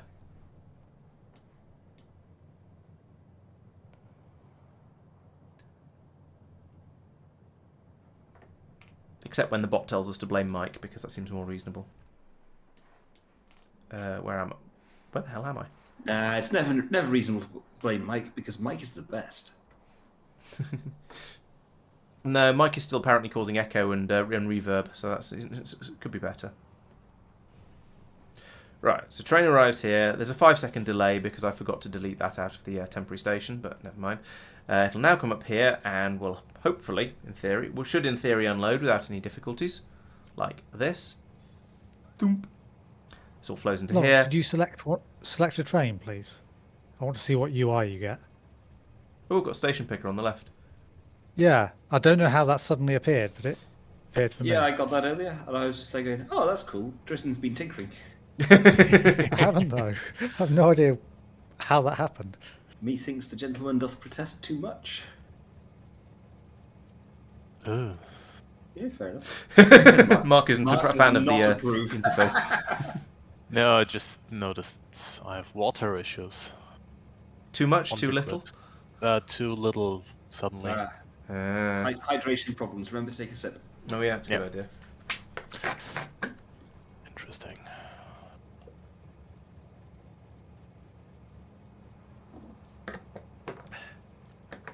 Right, there we go. Train is now unloaded. We have a big flood of aeroframe scaffold pouring up the bus. And in approximately 3 days, these will get to the rocket and all go into it. And then the rocket will launch and we'll have some aeroframe scaffolds in space. Excellent. In the meantime, I suppose I should probably get on with starting to build something up to actually, use those aeroframe scaffolds now that I've been talking so much about. Because I spent all last week stream trying to make them and get them and the the low density structures. Spent the whole time trying to get those being made. So now I need to actually start trying to use them. So that means come down here and scratch my head for a bit. So yes, we have the machines here. We have the Dubries, what do we call it? It's the research servers to make the tier 3 catalogs. But in order to do that, we do need some data. So let's put down some. Actually, it doesn't matter. Let's put down some. Let's switch you over to construction mode first, because then we'll be able to. Oh, it hasn't made as much difference as I was expecting. Okay, so I'm going to need to have more roboports sort of somewhere over here. Roboports can't float in space. Oh, actually, they don't need to. Actually, it needs to be there anyway, so that's fine. We'll put that there. Next one will be down here somewhere, so it's going to be a little while till we put that in. Is that covered? Yes, it is. Okay, so, right, telescopes. Let's put down some scaffolding first, because I'm going to need quite a lot of this for all of my telescopes and everything else that's going to go along along here. So we'll put some of that down like that.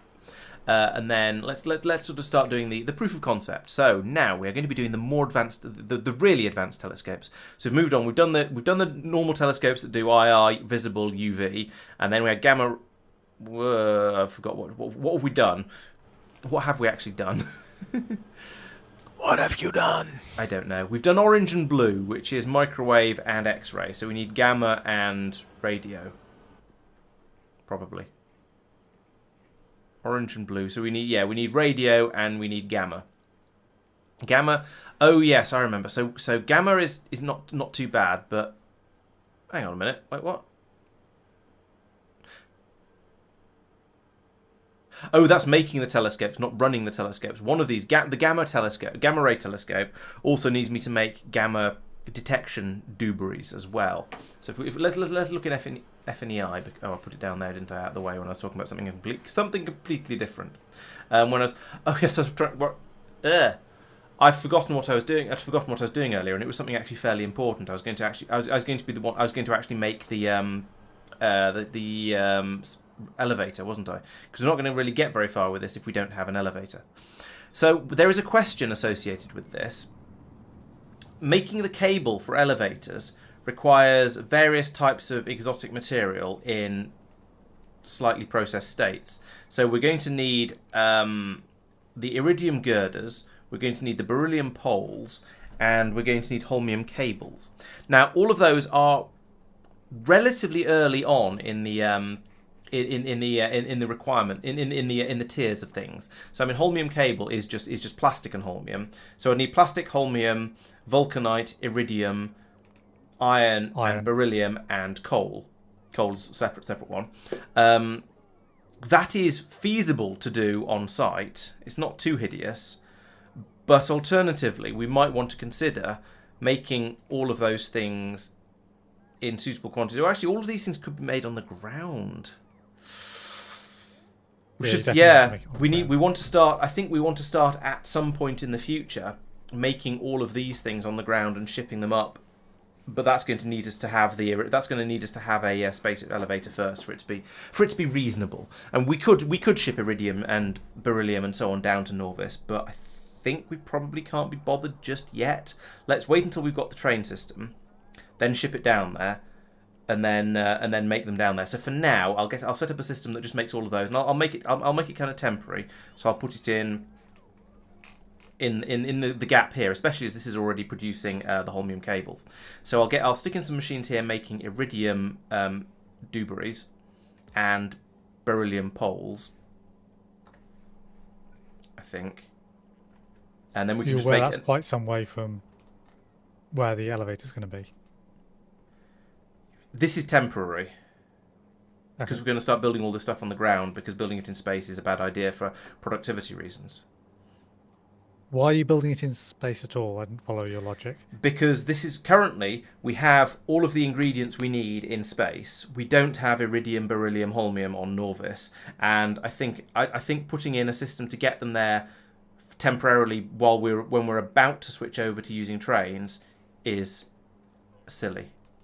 So I think having a temporary system here that will make a handful of cables for us to get the system started is probably worthwhile. Fair enough. And then we can do it properly next.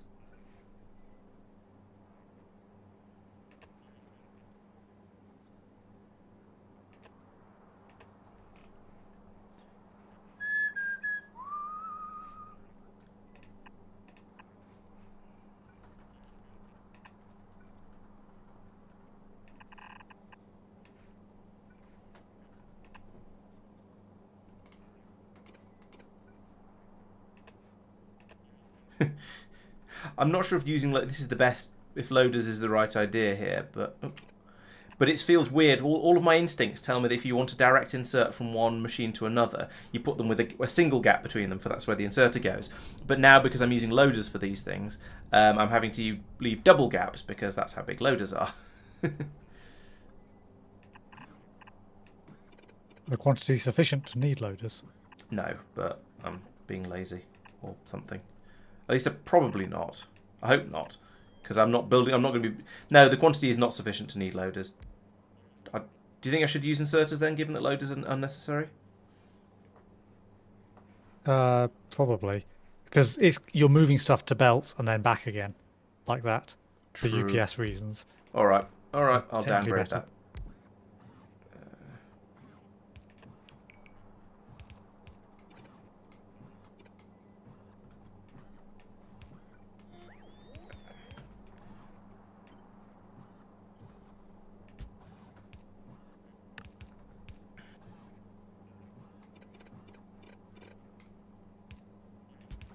There we go. Right, so like that. And here. Let's use stack inserters for the input on that, though, at least. Stack inserter there and there. And right, so you are going to make cables, which is going to be goodness knows where in here. There we go. Okay. Space elevator cable. So it's that one. Oh, it's filling up with holmium cables very nicely there. Good. And we're going to need a coal supply coming in here as well. I'll wait for those to get placed. So coal. Coal is the sort of thing we're bound to have up in space, because I mean you can't have space era technology without having lots and lots of coal around, can you? So there must surely one of these belts has coal on it. I know we need it for the oh, here we go, this belt. I was gonna say I know this belt sort of blends in with the scaffolding, which is going to be my excuse for why I didn't notice it. No, yeah.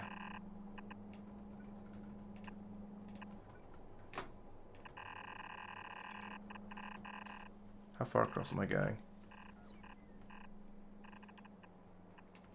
This cross. So here. That one. Right, underground's like that, and then a splitter like. Have I got this in the right place? I think so. That. Then underground belts going up here. Like, I mean, if I haven't got them in the right place, then I can tweak it. It's not the end of the world. There we go. That's going to be the coal supply. Yes, coal and stone are very, very important in space. It's just how things work. Right, so there they go. And then up here, so we're going to be making the iridium dubris girders here.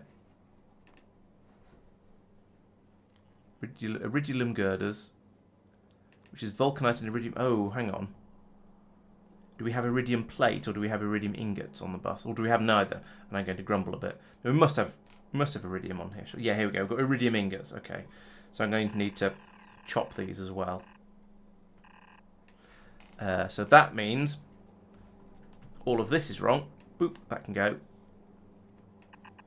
like that. Get rid of that and then insert it. Boop, boop, and then another machine there. Oh, and actually, I still need that one. Keep that. And then we'll have a belt coming down here like that. And over here, we're probably going to have the same problem with beryllium, come to think of it. I'll burn that bridge when I come to it, though, so we'll wait a moment and see. So this is going to be the vulcanite, which we definitely have up in space, because we're using that in large quantities for one of the sciences. So here we go. Little red cube things. There's a random pylon in the middle of the bus there that's been put in the wrong place, but never mind, I can go underneath it. Feed this all the way along here, and thence to here. Right, so we have this coming down here like this to, yeah, right, that'll do. And then I'll put in a splitter, this, no, like this. Belt comes down here, up and in. Rotate all of these because I put them in the wrong way just to make it easier to line everything up. There we go, that's that one. And then up here we'll have iridium plates, that was good timing. So I want you to make iridium plates, that means this needs to have iridium girders coming up to it, and iridium girders are down, that was this one I think.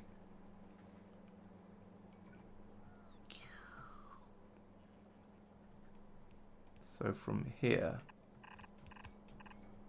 like that. No, not that last one. Oh, yes, but that one. There we go. Got it right eventually. So that means down here, can I, oh, it's saving. In a moment, when the game has finished saving, I shall do that and splitter there and belt in and up, and there we go. So right, that's the iridium side done. I've got the holmium side was done previously for me, which is very helpful. Then over here we have the aeroframe poles. That's that one. And now we go. Is there any beryllium on this belt at all? There might not be actually. I don't remember. Oh, here we go. Yep, here's the beryllium, and it is indeed in ingot form. So we'll have a little bit more of that come through. Feed it down here to about here, probably. And then get rid of that and that. Put another machine there. That comes up like that. At least there's a sort of a pleasing symmetry with it now, in that they're all working in exactly the same slightly crap way. Oh wait, you need iron sticks, don't you? Oh, you sod. I mean, happily, I've built this in such a position that it will just fit, because we do have iron plates down. Are you iron plates? Pretty sure. I'm coming up over here as well. I'll just branch them off here again, I think.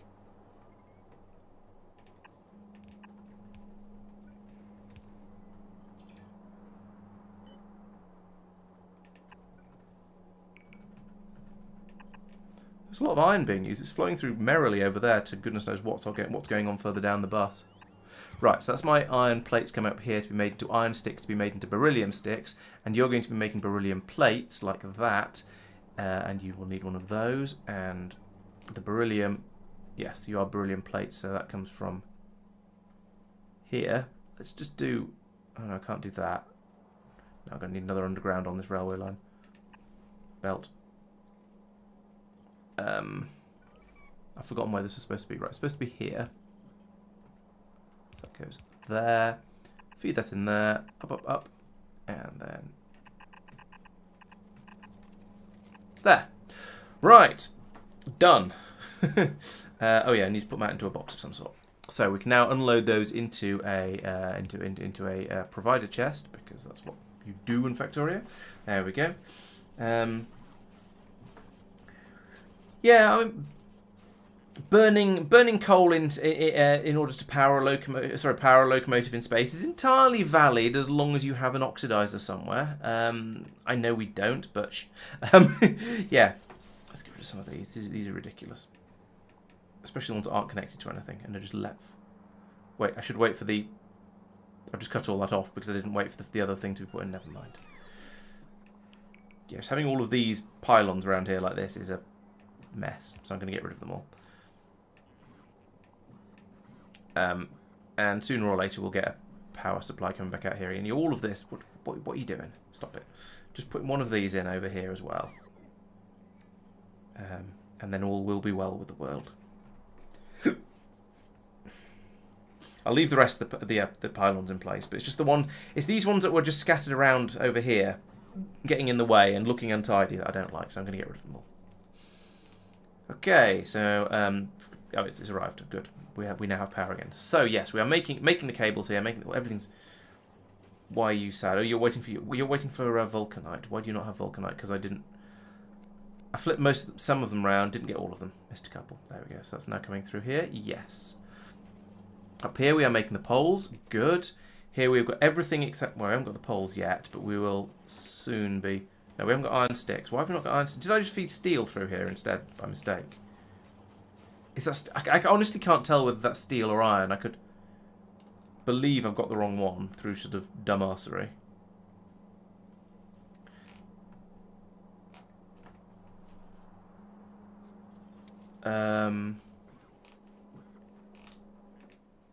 Yes, that is indeed steel. I've fed it with steel.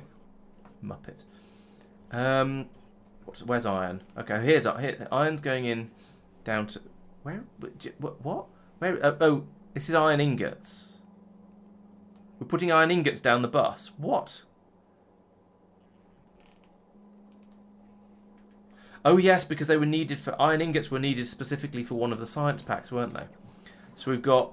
We just don't have iron being fed down the bus in plate form at all. We've just got this... But we've got this machine here that's chopping iron ingots up into iron plates and putting them back into the system. I'm very confused. So there's definitely iron ingots here. I could use these if I have to, and I think I might have to. Oh no, here's iron plates.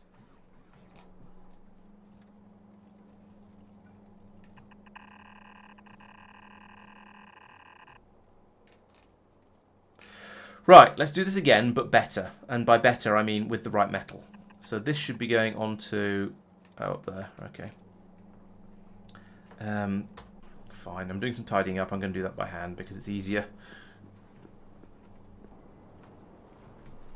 Airborne. Whoosh.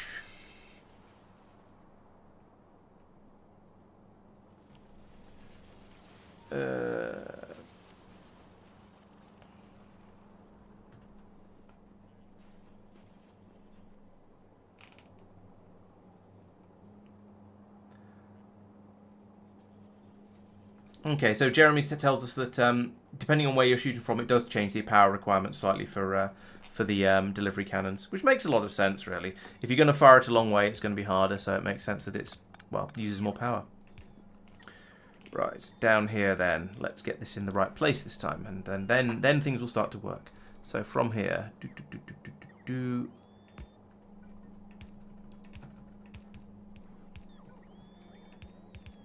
like that. And then I just need to pull up all of the steel out of it at the top here, and well, I can just throw that. Steel is something I can throw safely at the logistics box to put into the warehouse at the top, and it'll all just disappear because we're programmed to deal with it. Let's do that bit because I'm impatient. Right, there we go. This should be good. Those as well I can get rid of, and that. and that. Probably not those, but I'll get rid of it anyway. Definitely don't... I don't know. Come on, iron. There we go. Now we're cooking with iron. So now we can make these sticks, which means we can make these cables. Doom, doom, doom, doom, doom. There we go. Right, we've nearly made our first piece of space elevator cable. So the next thing I need to work out how to make is an actual damn elevator itself. Right, okay, that's the same sort of stuff to quite a large extent. Alright. Can you make one in a normal assembly machine? Doesn't say. Elevator can be made. Yes, it can be made in a normal assembly machine. It can even be made on the ground, which is an entertaining idea. So we'll have one of those there, and we'll feed that into there, and also feed that out over this way. No, that way. That way. Over here, and into there. Oop, yeah, like that. Also, let's splitter this. Splitter, like that.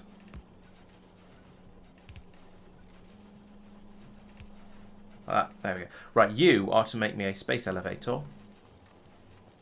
And you're going to swallow enormous amounts of everything. Mike, do you have 100 heavy bearings going for you that I could borrow? I got 70. Can you... There's a bunch on a belt up here if you need more. Yeah, this machine here needs 100 of them.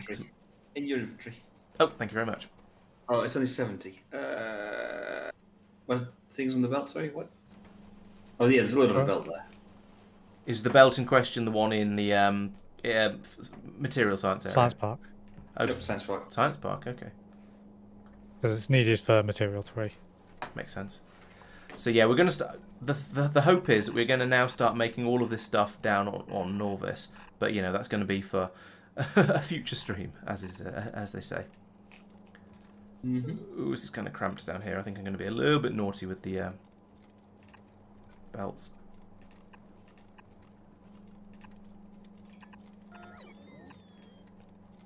And concrete. I mean, I'm pretty sure we have concrete up here, but I wouldn't know where to look. Oh, no, we've only got a small amount. We've got it been brought up here, haven't we? Yeah, it's going by delivery cannon only. I don't think I want to... I feel like I don't want to put that on the bus because it just seems silly. But on the flip side, I do need 1,000 of it. All right. You know, Split it off from the delivery cannon and bring me up to the big Tower of Doom. I was considering just going over and grabbing it out of that by hand, but yeah. I mean, what is it you're making? Space elevator. Oh, right, yeah, in that case you're only going to want one for now. Yeah, exactly.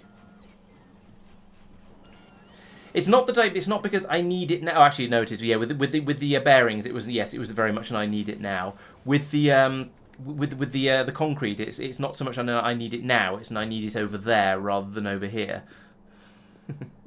So if I do that, we should get another couple of stacks of it arrive fairly quickly. I need to do this like 5 times, and I'll have enough concrete. Boom. Thanks. This is going to be a slightly slow process. Let's reprogram that. Fine, I'll just keep grabbing them out. Actually, no. Let's make that say -500, because at least then I can look away and it'll carry on arriving. I've now got 1, 2, 3, 4, nearly 500. If I grab some, when I grab some off the belt, I'll have 500. So yeah, this other 500 will be enough to finish it off. Right, so the space elevator is now quite close. The first Material 3 catalogues should roll off the line very shortly. Ooh, oh. It's quite exciting. Yes, we'll buy it too. There's suddenly worrying why, because... Both of those at the Science Park end are set up and ready to Which go. end? Oh, there we go. Excellent. Levin.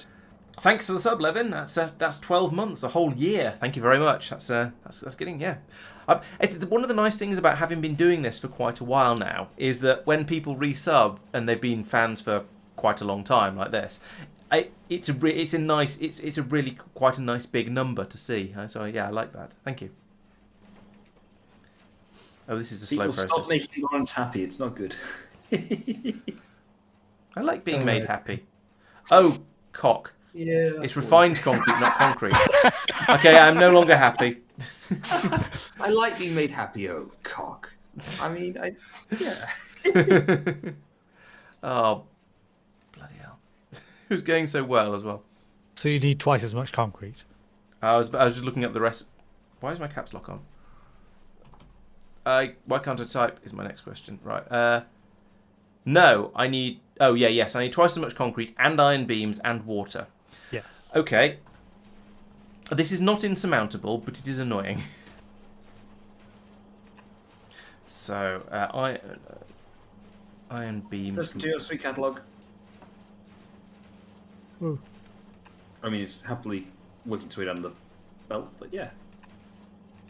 So as soon as it arrives in the train sets off to take it to... Seems fair to me. Right. The train is nearly full of tiers 1 and 2. And we're going to need to get water into here somehow as well. It's going to be fun. So you are going to make refined... You're going to define concrete like that. You are going to make iron stick? No, iron beams. That one. Iron beam is made out of iron, thankfully. Or I might have completely lost the plot. Do that. Right, so water. I need to get some water in here. Where's the water? Doing this in space is not the right way to do things because water is is significantly pricier up here, but yeah, being lazy, sorry. So I need to get water. You might want to just do it at the other end. I could do. I've started, so I'll finish, as they say.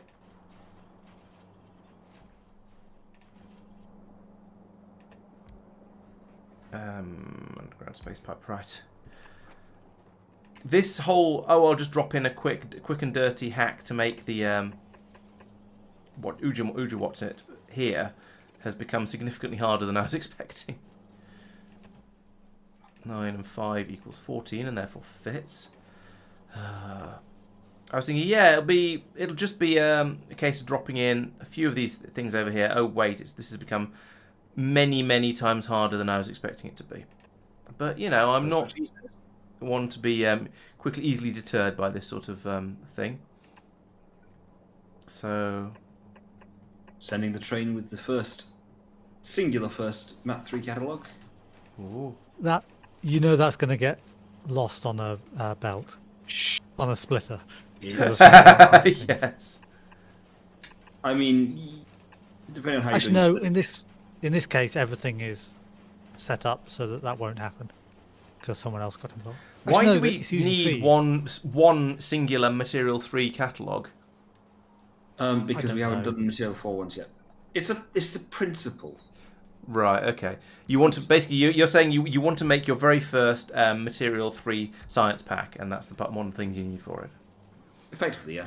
I can understand that. There's something satisfying about making the first one. Should we go over and watch it, chat? Shall we? Where are you at the moment? Just No, past it's- that thing now. There's a lot of twos have arrived as well, which I'm. Yeah, far well, more I mean, exciting. train. And shoop. See the arms trying to grab it. Failing. They're not fast enough. Is there any what? Why, Tristan? What's this? I turned it round to I wasn't quite quick enough to completely stop it.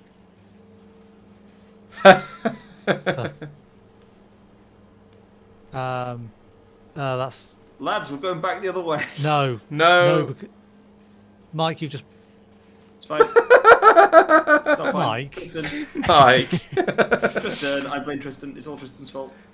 Well, no. You've got to go over there No, and sort you. that out now. yeah. Go and tidy that up. Go over there and think about what you did. I achieved greatness. Not only did you fail to get Material 3 to do anything, you've now broken Material 2. Yes. I like the complete and utter levels of fail we've got here, and we've moved we've hidden the tier 3 pack all the way up here on this top splitter. We've got and then yes, you blocked up the material 2 belt with these insights here, so the catalogs are just going to. Actually, that will probably keep working at least some of the way through. The last machine will. It'll jam up the last machine, yes. So it'll. You've only dropped that down to 2/3 productivity.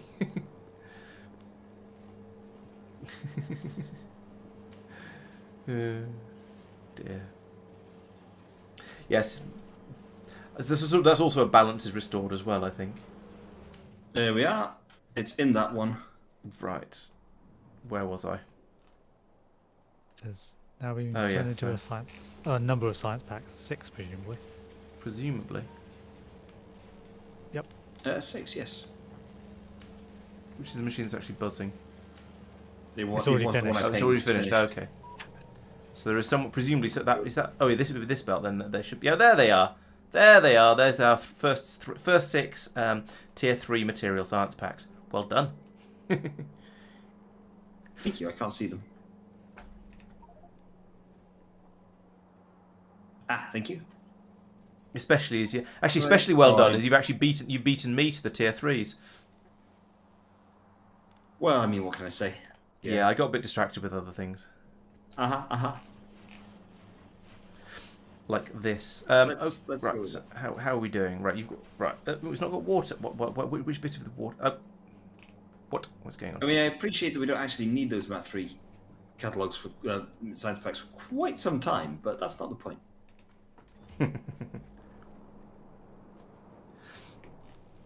You might be able to find something to do with them. I'm not sure what you get from Material Science 3, and I'm too busy trying to make heavy concrete. Composite or superconductive cable. That was not the right button. So at least the shield projectors. Okay. So you're gonna we're gonna have shield projectors as soon as we have spaceships. Is that what you're No, saying? because we're not getting energy 4 until we've got spaceships. Because okay. solar star probes. Okay. Fair enough. Well, I shall, as I say, it's high on my to-do list, but elevators are ever so slightly higher. When you say the universe's balance is restored, Mike, I'm assuming you're referring to them being you who screwed up. Have you brought me another 30 heavy bearings? Is that why you're here? Creating you're doing it. thick clouds of black smoke around my every area. Yep. I was looking for somewhere where I can just hack together a thing to make some stuff quickly. This is my area of hacking together some stuff quickly. You can find your own. I need coal and iron to be next to each other or near each other. Laurence has coal and iron. I do have coal and iron. They are fairly near to each other, but I've already hacked Yeah, this but I don't want to hack it that much. You could wait until the next stream when this area will be removable, because we won't need it anymore. You're not wrong. Right, we've made a 30 out of 1,000. Jeez. Ooh. Oh no, I can't use these anywhere because we're in space. I could summon some some productivity modules. No, I did speed modules. I was right the first time. What will we get if I just do that? Okay, yeah, that'll do. Reasonably happy with that. Not this one needs them, but some efficiency modules. I requested a load of some speed modules, and some efficiency modules are flying past me instead.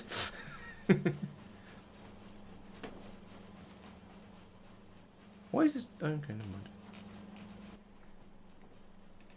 Mark, unless you have an objection, I'm going to send the bio train off to I was test the just science thinking park about works. that and had it open, but Get rid of some of these random deconstruction planners that seem to be in my inventory for no good reason.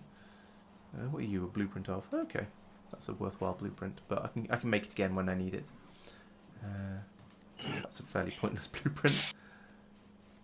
Yeah, that's fairly worthwhile, but again, I'll make it again when I need it because I've made some upgrades.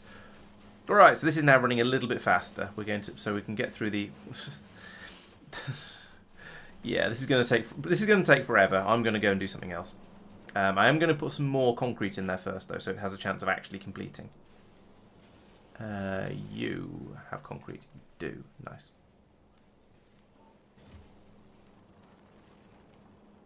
Put that back over here. It's really frustrating that this requires refined concrete rather than just basic concrete. What? No. Okay.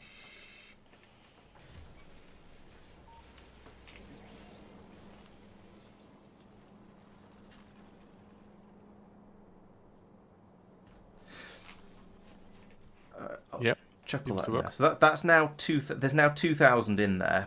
This takes 2 to make 1, and this requires 1. So therefore 1,000. So therefore there's enough refined concrete in here. I can now leave this and buzz off and go and hide in the Misfortune again while I carry on thinking about Astro. Actually, I've got 2.5 hours worth of life support packs. Let's go and stand in place. So when I inevitably make relatively small mistakes, I can just fix them rather than having to faff. We have Bio 2 being produced. Lovely. Okay, so the thing I was trying to talk about ages ago and then reminded myself I was supposed to be making elevators is that I want to do gamma ray stuff. Will we do regular spaceships or warehouses or train ships? I think we're going to certainly start off with warehouse spaceships because we won't have the integrity to do bigger the size of spaceships you need to get a train into it. In the future, I think there's a reasonable chance we'll probably do ludicrous train spaceships just for fun because it'll be fun. Right, so we're going to make, but we shall see. So here we go. We've got gamma ray to make gamma ray observation data, which we need to keep these things happy. We need to make gamma ray observation frames. Fine, that's how these things always work. But to make those, we need to make gamma ray detectors and use blank observation frames, which we have plenty of. To make gamma ray detectors, we need multispectral mirrors, beryllium plates, cryonite slush, and chemical gel. So multispectral mirrors we already have because we needed them for a previous step. Beryllium plates we have because need them for a previous step. Cryonite slush doesn't exist anywhere in the factory. Chemical gel does. So what I'm going, I remember what I was thinking is I'm going to go over here and I'm going to tell Tristan we don't have enough cryonite again, and he's going to go shut up. I know. So yes, if I come up here, I believe I can request. Ooh, here's a thought. What do we have here? Yes, we have chemical gel. We have mirrors. Well, we would if we had any... we would if we had any glass. Why have we run out of glass over here? What's going on? So yes, over here we have everything we need to make these gamma ray detectors, except the cryonite slush, which we don't have anywhere. So I might as well make that here because why not? And then we can ship out cryonite slush from here and gamma ray detectors. And the gamma ray detectors can be just brought... I'll probably just run a belt over here to lazy and it'll be a bit ugly, but never mind. But everything I need is here already. So the alternative basically would be to build them over here and bring the cryonite slush into here and the chemical gel into here. But I think better to just do the one over here. So right. So what do I need here? I'm going to need an input of cryonite, which we shall put down here, ready to be replaced with the train at some point in the distant future. And we shall have a transmitterotron for it as well. We're going to need to bring in acid, I think. Is that how you make cryonite slush? Yes, cryonite rod and sulfuric acid. So sulfuric acid is being made somewhere, I think. Yes, down here. The sulfuric acid pickup station here. So I can put in sulfuric acid drop station. That's going to be easy. Let's copy which one who used a drop? You're a drop. Let's take you and put you down here. So I'm going to want one station in here for the next solids that comes in. So then we'll put the next one down about. Is that? Yeah, there's room. Is there room there for another station? Yeah, I could put one station there because we'll be getting rid of the delivery cannon chest, and that comes down to here. So I've put the next one in here. Yes, that's plenty. That's enough room. That's plenty of room. So I can put that there, and then we'll change this around when the stuff starts to land. Hopefully, yes, that's. Oh no, it's got the same station name. Okay, I'm gonna have to remove that and put it back in. There we go. There we go. So now we won't get an unexpected train, which is important. Nobody wants an unexpected train. This is the unloady belt. Right. Okay. So we can feed this one to here like that, and this one to here. Those are the getting rid of the junk, the bringing in more batteries for the train and getting rid of the dead ones. Okay, fine. Mark, Half Duck Prince is asking how Bio 2 is going. I believe you've got it finished. Was that right? Yeah. Is it catalogs and packs or just catalogs? Oh, actually, in the packs. Yeah, we produced some packs. Oh, nice. Yeah. There you go. So we've been they've been ultra efficient while I've been faffing around and banging my head against space elevator cables. And the advanced chemical plants are in queue. Because I think that's the reason before the question. Yes, that was that was a reason for making them, certainly. So down here, this is going to be a sulfuric acid drop, not a chemical gel drop.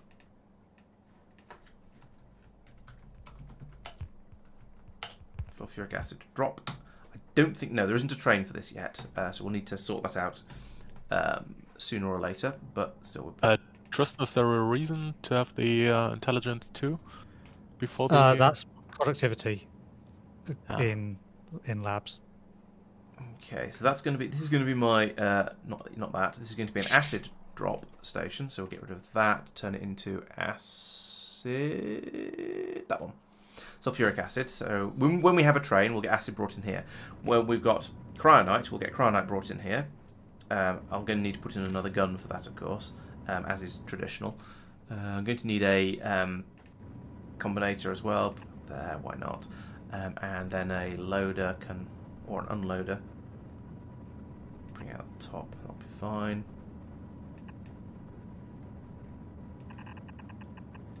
Right. So now with these two, we can make cryonite slushies. What do we make those in?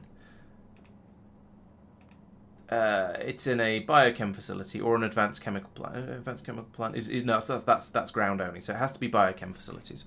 Okay, so let's have some biochem facilities. Biochem. That one.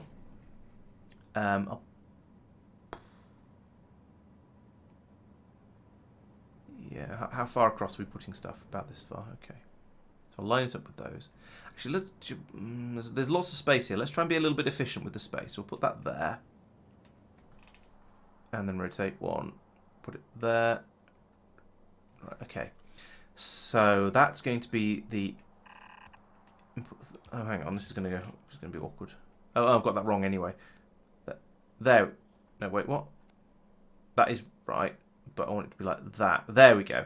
So now I've got the input. Those are both outputs pressing against each other, so that won't cause problems. Down here we've got the inputs at the bottom there. So we'll bring this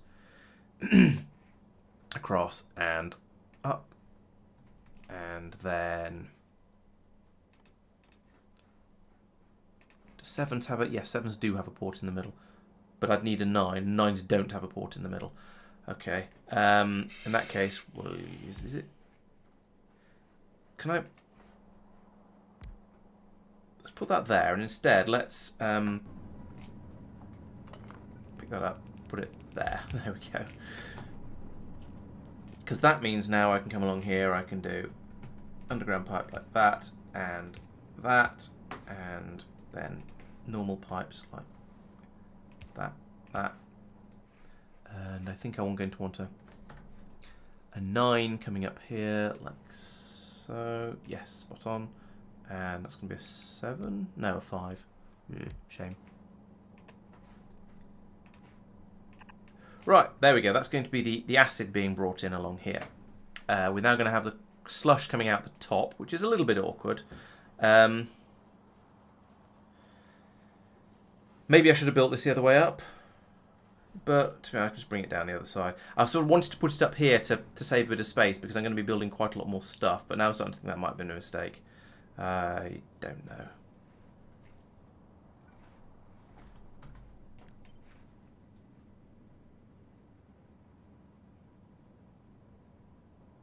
Go all the way over there. Nice. But it's going to need power, of course, so we'll put in a... We'll just cover everywhere with power now. So we can... Okay, I can put this here to get power from that large pylon. I can put another one over here to power everything. Right. So, where was I? So that's got me the cryonite slush. The chemical gel is coming down this pipe. And conveniently, or entirely deliberately, honest, I have I've cunningly not lined these up, so there's room for that to come down here like this. Of course, there's no room for it to cross over, but, you know, kind of everything. And then for the other one to come down the side here, so we'll put in one of those like that. And we'll need about I don't know, is that 5? It doesn't matter really, does it? Link these up like that. And then underground here as well, like that. So now we're getting for the slushy and the slush and the chemical gel and what else do we need? Mirrors was the other thing, wasn't it? So multispectral mirrors. Oh, we don't have beryllium plate over here. Damn it. This is going to be a really easy way of doing it, but alright. Maybe I'll just make the slush here. And then ship that out by train.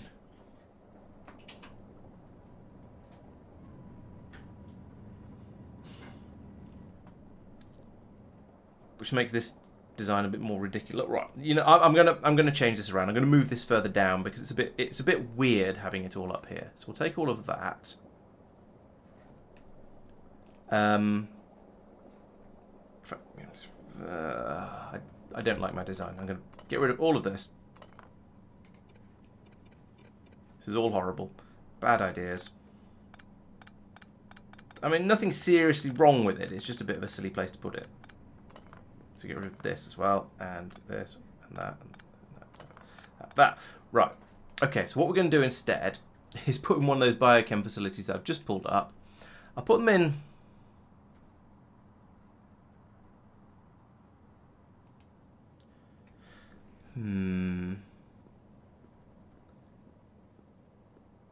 I'll put it here, I think. And I will bring this up around the top because I feel like it makes more sense to feed the inputs in at the top and have the outputs come out at the bottom. Otherwise, it's just a bit. It means the pipes are going to be a little bit weird. So I'll put that there. Oh, and also, nope, it's too long for that. Switch over here. Right, so we need a 7 going in there and a 3 probably. Yeah. Design is difficult. So that can go like that, and then we need another station down here, but this is going to be a pickup station, but there's no real difference apart from the programming. We're going to need a load more of this down here first.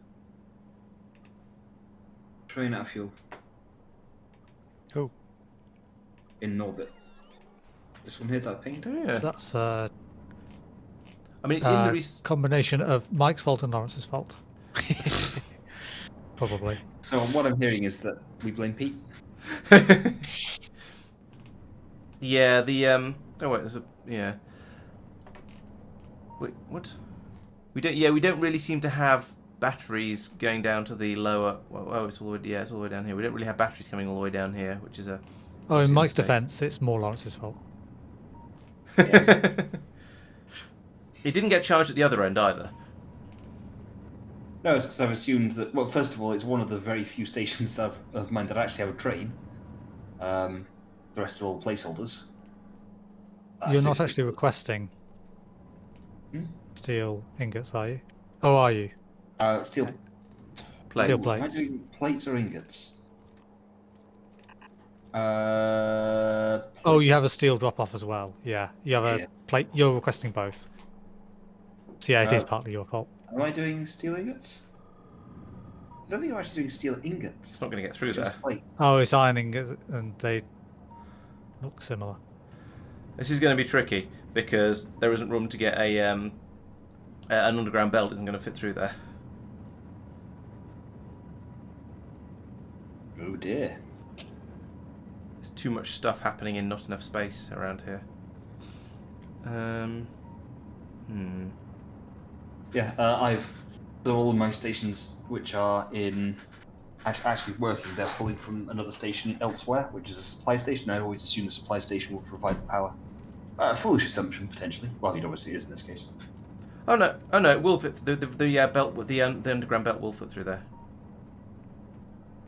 So that's all right. I'll go back and fix that at some other point.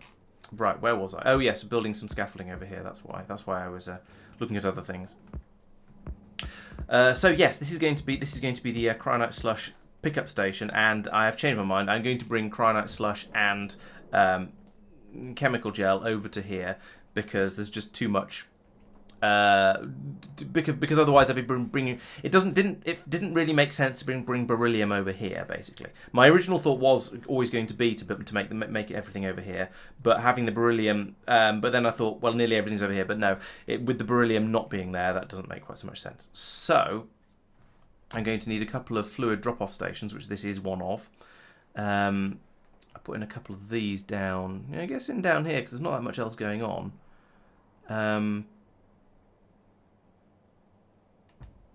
There, and I suppose there, why not? And I can drop this over both of them.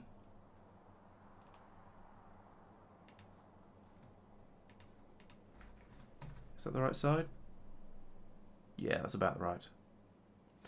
Okay, so again, it's another bit of waiting for a waiting for rails, but that's fine. We can deal with that.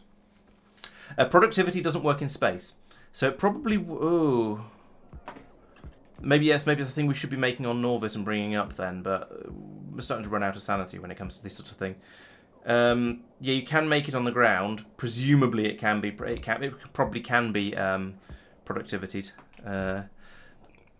Yeah, we probably should productivity module it really.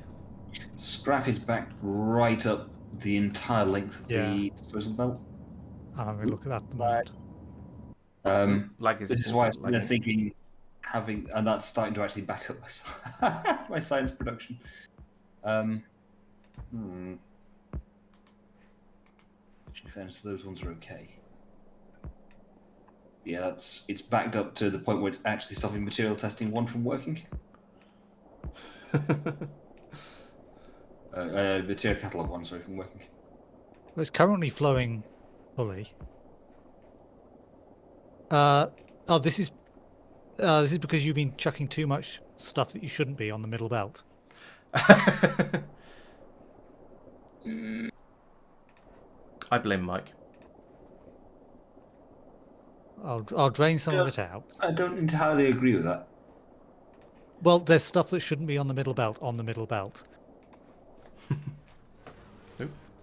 The point is that even flowing fully, there is more scrap than 1 belt's worth on the belt, which means it's backing right up. Well, you can put scrap on other belts as well. It is. That's kind of the point. So in fairness, it's here. I'm trying to put all of the scrap only onto the middle belt. So I can stop doing that. Yeah, you can put scrap onto the other belts. It's just that middle belt should only have scrap. And that middle belt is backing up and not running fully because non-scrap has been put on there.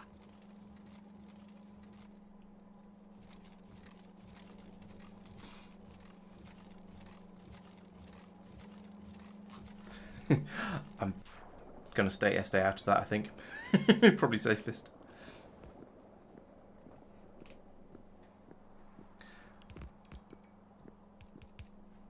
Right, this is a pickup station, so it doesn't matter that says pink clouds because it means a train won't come here unless there is a train's worth of pink clouds in the station. We're not going to get any pink clouds here at all, so it should be okay. There you go, Mike. That's part of the problem. Hello, DD. Welcome to the stream. Yes, I'm glad that was useful. Yeah, I had quite a lot of feedback about the spaceship automation video, saying that I'd gone too quickly over the difficult part of it. So yeah, the other video was definitely worth having, I think. Sorry about that. Ooh, Deep Space 4 an hour ago. Nice. Yes, before that appears to just be scrap. I'm setting my thing to allow scrap to overflow onto the other belts at the side. Yeah, that makes sense. Now, that single belt might be enough. It's just before it wasn't running flat out. No, you can do the maths and see that it's not. Cryos. I mean, I suppose you could sit there and say, well, just tone down the amount of science that you're producing, which is not an unreasonable thing to do. So you're limited by you're rate limited by the waste removal. Let's call it that. By the scrap belt. Ooh, no, don't turn scrap into landfill. Scrap is valuable. You can turn it into actual useful stuff like metals. Don't want to be turning it into landfill, definitely not. Right, I need a new train. I need an acidic train, in fact, like this one. You are to go to sulfuric acid pickup until full, and then you have to go to sulfuric acid drop until empty, and go. Right, there it goes.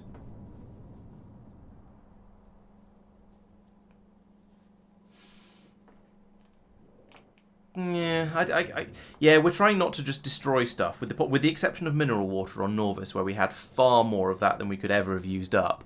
We're doing our utmost to actually reuse and recycle and just generally use all of the stuff we're producing. Now we did turn a lot of rare metals into landfill earlier on in the run, which we've sort of slightly regretting later on. Although to be honest, it probably wouldn't have been worth the effort of storing it all. But yeah, other than that, other than those two, I don't think we've really voided anything. Right, so that's that step. The next step is going to be to ask for some cryonite and get laughed at by the system somewhere, I think. So down here, this needs to be you need to be called. I don't know. Actually, I could hook this up to the one up here, I suppose. What are you called? You're called Lube for Stream Area. All right, we'll call you Cryonite for Norbit Slush. And then we go off to Dracket, and when Dracket says "lol, no," because there isn't any cryonite available. Lube for Stream Area isn't just lube for the stream area anymore. I noticed. I was very disappointed. Oh, someone's put in a delivery cannon for me. That's very helpful of them. I don't think they actually have. This is something else, and I don't know what. Firing at Norbit. Norvis. You put that in. Oh. And you've left it on as well. Yes. Yeah, well, that's absolutely fine because it hasn't caused any problems. Yeah, that's because, yes, we'd run out of signal receivers on Dracket. I remember now, or at least I don't remember, but I have spotted what the problem is. Oh. So, higher productivity modules will eat lots and lots of mineral water, will they? Okay. Sure, I guess. Yeah, that stream of cryonite coming through on Dracket is sufficiently slow that it is probably going to not be capable of overloading the where it's going to. Yeah, so this is a problem. We do have Prod 5, by the way. Researched. How expensive are they to make? Biocatalog 1 and 50 bioscrubbers. And Right. 2 of the lower tier. Right, well, I suggest... My sort of assumption has been that once we get spaceships up and running, Marc will start making bioscrubbers on Bridget, and then we'll ship those over in a spaceship. I am. Oh, you're already making them there? Okay, cool. Yep. Then we'll ship Shipping them by rocket. Oh dear. We're not supposed to be shipping stuff by rocket. That was the whole point of this play. We're not doing that. Yeah, well, then you should have been faster with the spaceships. Well, then somebody else should have been doing vulcanite. And possibly beryllium.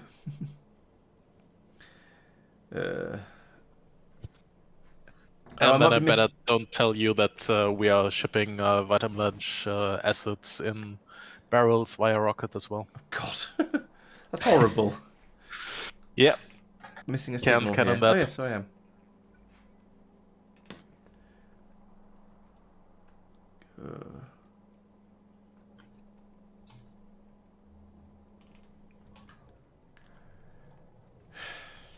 Okay, so I turned off Right, so... the entirety of scrap delivery down this area for a couple of minutes there, and okay, that's a few, like, that's what, from there to, let's call it there, let's give it a bit of thing. So that's What's this? 130 tiles. The belt has cleared 130 tiles worth of items down, which is really not that much. I was wondering where you're going to go with that, whether you're going to say that was lots or littles. Could have gone either way. Well, yeah, I mean, if that's in a minute, that's amazing. If it's in 10 minutes, that's grim. Yeah. The unfortunate truth is that I didn't actually time it. Not that precisely. It was a couple of minutes. It's not the worst, but it's not great. But then again, I will take fair bets because there was another blockage further down, which is now fixed. Thank you, Tristan. And genuinely, there's a lot of scrap going down those belts. Yeah, it's the steady state that's the question, whether the steady state can keep up or not. We've got 4 separate warnings saying recycling input backing up. So 2 of those are scrap. One's iron ore and one's copper ore. Unsurprisingly, we're burning through a lot of scrap, therefore we're producing a lot of ore. Yep. I can see the logic of that. Yeah, and I mean, ultimately, you're not wrong in that steady state is what matters. Things like data cards. There are some coming down like here, there's just a whole load going down the line. I'd have sort of assumed that it would be better to have captured those and reused them on site. Well, the thing is, they come from the science town, and then they're sent off to, but they're needed in the individual science pack areas. So and they are captured being there to an and extent, reused. Yeah, that's where fair, they're needed. fair, yeah. What was I doing? I remember what I was doing. Yes, if someone's data card requires produces blank data cards at a certain stage, then yes, recapturing that and feeding it back in at the top would be sensible. Yeah. Yes. Yeah, and I accept that there are things like the science park which produce them. It's more they release them from a earlier stage in the production, which is somewhere else. Yeah, exactly. Although I suppose theoretically you could stick a pickup station to just collect them there rather than put them on the belt. I'm just thinking about ways of increasing efficiency of this belt line. I think that's not really limiting it because it's the True, processing. it's a very minor. Yeah, it's a minor point on the belt. In fairness, it's because every time I do because it's possible this job, but yeah, a train one drops 1.5k scrap. Yeah, but hopefully that one won't run too often. Hopefully. True. Let's see, 1.5k scrap. These belts do 45 items a second. Okay, that's not too bad.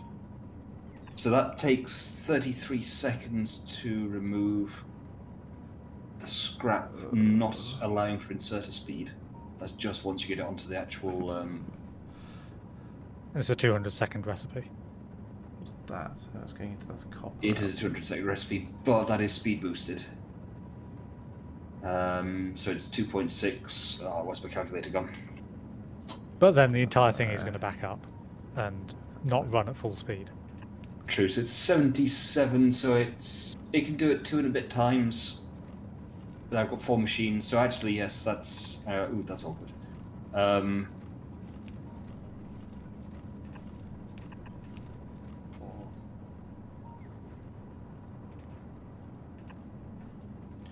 Yeah, it can But fill 2 belts. Those 4 machines significantly overbuilt for this sort of stuff. I mean, that's one way of looking at it. I mean, you could say that the what's it called? The rate determining step is the scrap extraction, which is underbuilt. No, I think what you mean is the It's the bandwidth is too low. Is the No, I was going to say the limiting factor is how quickly we actually do science. So if you're producing science packs faster than we're doing science with them, then it's overbuilt. What I'm hearing is that the science park isn't built up big enough. No, I disagree there as well because if you're generating new types of science, if you're using up all of the science fast and you're generating new science to science, then there's no point in having all those science packs. Yeah, and that is a fair point. I accept you said that somewhat tongue in cheek, but still, I had you needed correcting. I had baited the bear. You did, yeah. Also, why is this Ooh. not properly upgraded? A construction bot got destroyed Ooh. on Norvis. That's not good. What is That's this, an- Mike? Interesting path. it took. It's. I'm fixing What is this, Mike? it. This beacon here. Why is it speed 2s, not speed 3s? Because Laurence put it down when we had speed 2s, I assume, and didn't have speed 3s in orbit. Oh, there. I assume. Okay. I assume you're referring to in the science park. Yeah, it will be there. That'll be why. Have you just undone my? Possibly. I dragged speed 3s over. I just put speed 3s onto it. Yeah, I That's used off. module inserter and it put speed 3s in something earlier, so I assumed it was set up for speed 3s. And then it undid it. When you say, oh, never mind, it's fine. Tristan, Hello. if I want to copy a refueling station, which one should I copy? There are several dials. There's an example one of a Oh Are you no, talking- on Novus. Norbit. Norbis. Yeah. There are also several styles. That's why I'm asking. This one is probably sensible because it uses strong boxes rather than Oh yeah. warehouses. Okay. That will request processed fuel, but also takes into account any solid rocket fuel that's there, Yeah. which you don't care about I don't if care about. you're placing a new station. Yeah. And flip and rotate and flip. Okay. I need some more. I need some of these.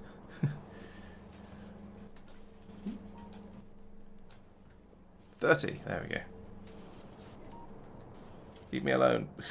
And we need 2 strong boxes for the amount of the train, I assume? Yes. Okay. Yeah, 96 per strong box, which is a bit over 2 wagons. Yeah, I noticed that when I'm playing 0.5 that which modules you use. You have to be you can't be too liberal with the higher tier ones, should we say? Because they're going to take a lot of stuff to make them, and yeah, it's I think I basically I used tier in when I was playing 0.5 I used tier 3 for most things, but then used whatever the highest I could make was for the actual lab itself, and then for the Naquium processing, because that was so expensive and so much got through so much stuff. But yeah, it's always you have to make a bit of a decision in every space exploration playthrough as to what tier of modules you want to use for everything. Productivity 6 for as a default is it's very, very high. I think I was using I used I want to say I used 8s, maybe 7s, and 6s for the Naquium, and generally 3s for everything else, because 3s were the ones I considered basically to be almost free, because you could make them with just stuff on Norvis without needing to faff around in Norbit with it.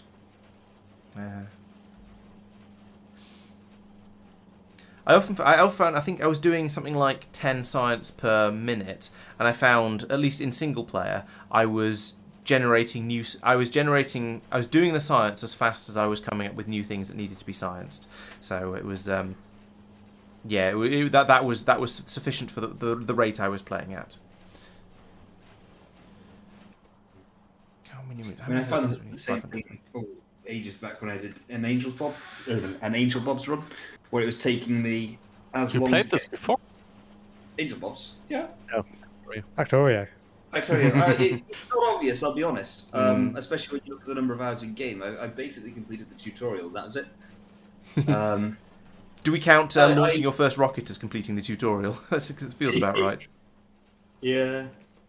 I used to stream back in 2017, and I streamed Factorio, believe it or not, among other things.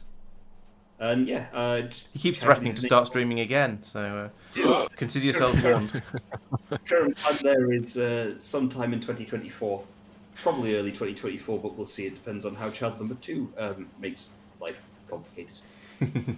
So about 2044 then. Yeah, or at least. I was thinking, yeah. oh, that must be a few years away then. No, it's it is not actually 2023 at the moment. Yep, all year. But yeah, there was 4 of us who played and did Angel Bobs. 4 sounds like a good number of people to have for Angel Bob. So no, so I did finish it on my own, but there were a few points where actually that was part of the reason I started streaming and doing videos and things, because it gave me a bit of an encouragement to actually carry on playing it rather than rage quit or frustration quit. Yeah, this was one where one of the 4 of us, he kept saying when we were talking about setting it up and so, he goes, "Oh no, there needs to be a real threat. Needs to be a real threat." I was like, "It is a threat. It is a threat. Yeah, have a look at the recipes and so on." And he was like, "No, it's just do it." And I was like, "Well, yeah, you're not wrong. It is just do it. It just takes a long time." So he insisted we set the biters up to Death World settings. This is 2017 Death World settings, so it's. I don't know whether that's more or less. I tend to. Oh, we're building the space elevator. We're building the space elevator. Dun dun dun. Yeah. I could add it in a second iridium plate cutter. That would probably have been sensible, but Could you ping it? Where are we building? I mean, we're building the machine. I haven't put it down or anything. I'm going to stop all these because Wait, is you're building it in a machine? yeah, I'm not going to Oh. pocket craft it. Oh yeah, no. Have you? Okay. I don't know if my inventory is big enough to hold all the stuff for pocket crafting. It's No, built and finished. Yeah, I had a brain fuck. I assumed you place it down and have to bring resources there to build it up basically on the place. Oh, I see. like You know, a like launch a site. rocket. Right, I have it in my inventory. Where shall I put it? I have, before you do that, I've got 2 questions about tidying up your workspace after you. Why is there an airframe pole and a processing unit just randomly on the floor? Oh, because Lawrence doesn't Oh, understand because you code. rotated inserters. I rotated Right, inserters to get them out of the way. that makes more sense. I just look at it going, why? Yeah, I should have just picked up the inserters. It was a sort of a 2-part thought. I mean, it was the thing. It was all 2 parts that didn't quite succeed. The first thought was, well, I don't want to pick up the inserters because then if we decide we want to make another one or something equally foolish, I won't have the bits and I won't have the inserters won't be there. I have to wait for them to be brought over. So I rotated them and just left stuff on the floor and untidy. Marc is having fun. I can tell. Marc, who's just realised. No, everything's fine. Do you want to try placing it somewhere over there and see where it appears on Norvis? Okay. Yeah. Oh, there we go. Right. Dun dun dun dun dun dun dun dun. I have a lot of nonsense in my inventory now, but never mind. There's the space elevator. Right, so I won't put it on directly in line with the rails because that seems foolish. But I should put it down. Yeah, put it down here. Given recycle, I know the big sticky out part of recycling is probably going to be removed. Yeah, sticky outy bit of recycling is further down. It's memory card formatting that I'm going to be getting in the way of slightly. So I'll put it here and see what happens. Bonk. Cannot place matching space elevator structure on the opposite surface. Yeah. That's because There's it water is. there. No. Yep. Oh, probably. Yeah, of course there's water there. Yes. 305158. Does it show you anything about where you're trying to place it? No, it showed me a square in Norbit. So Oh I no, came it's not water. It's You try and Train place lines. it again? You're trying to do it here, where I am right now. Oh, right. Right. Oh, okay. So it needs to go a bit further to the right to drop it in that water. 158. Here, sorry, trees. Trees I wouldn't expect to be a problem. Those pylons, on the other hand, might be. Have you tried placing it again? No. See if we get another box. So I think I saw the box in Norb. You want to ping the coordinates Oh yeah, you're aiming for? there is a box. Ah, yes. Oh yeah, click there to view the block. Yeah, that will be Okay. fine. Yeah, that'll be fine. All right, let's clean that area out then. Oh, somebody already has. Thank you. And let's try and put it in the same place again. That's going to be the hardest part. Oh, the box has disappeared. I don't know where it was now. Try it again while the trees are there. How's that as a place? Down and right a little. Down, Down a like, tiny bit, right a one- bit more. It needs to be at least one down. Cause it's, yep. Yeah. I'd say a couple of spaces left of that. Yeah, go for that. Okay, I have put down a marker on the in space to allow me to work out where I am supposed to be putting it. There's a couple of bots on their way over to remove trees and rocks, etc. There we go. Now I'm just sitting. They just went away. Yeah.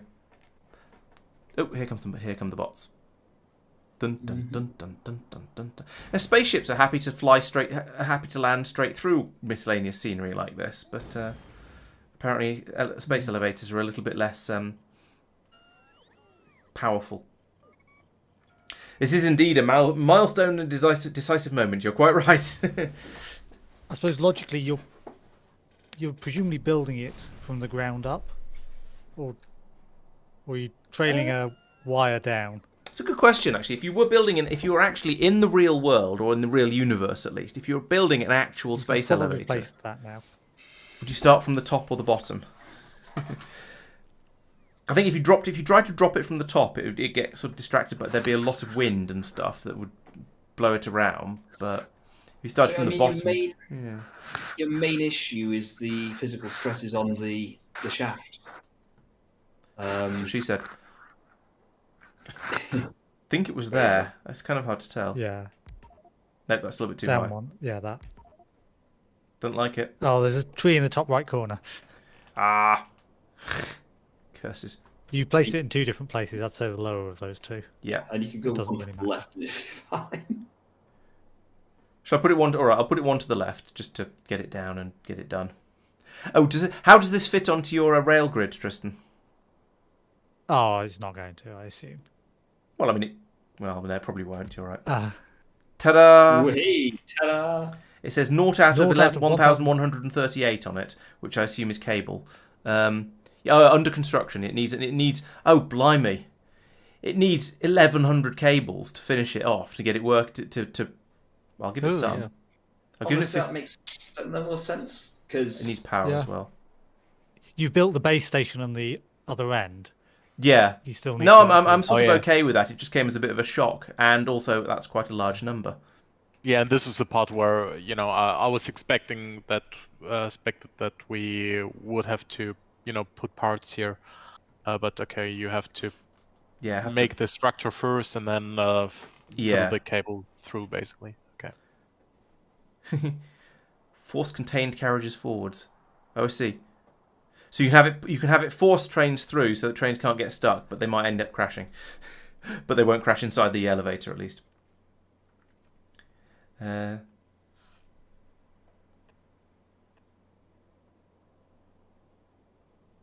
That's true. If you're trying to drop a cable from space, you would have to take the entirety of the cable to space first. But if you took it up with you, you'd have to lift the whole lot of it up to an extent, and as well, which would probably be harder.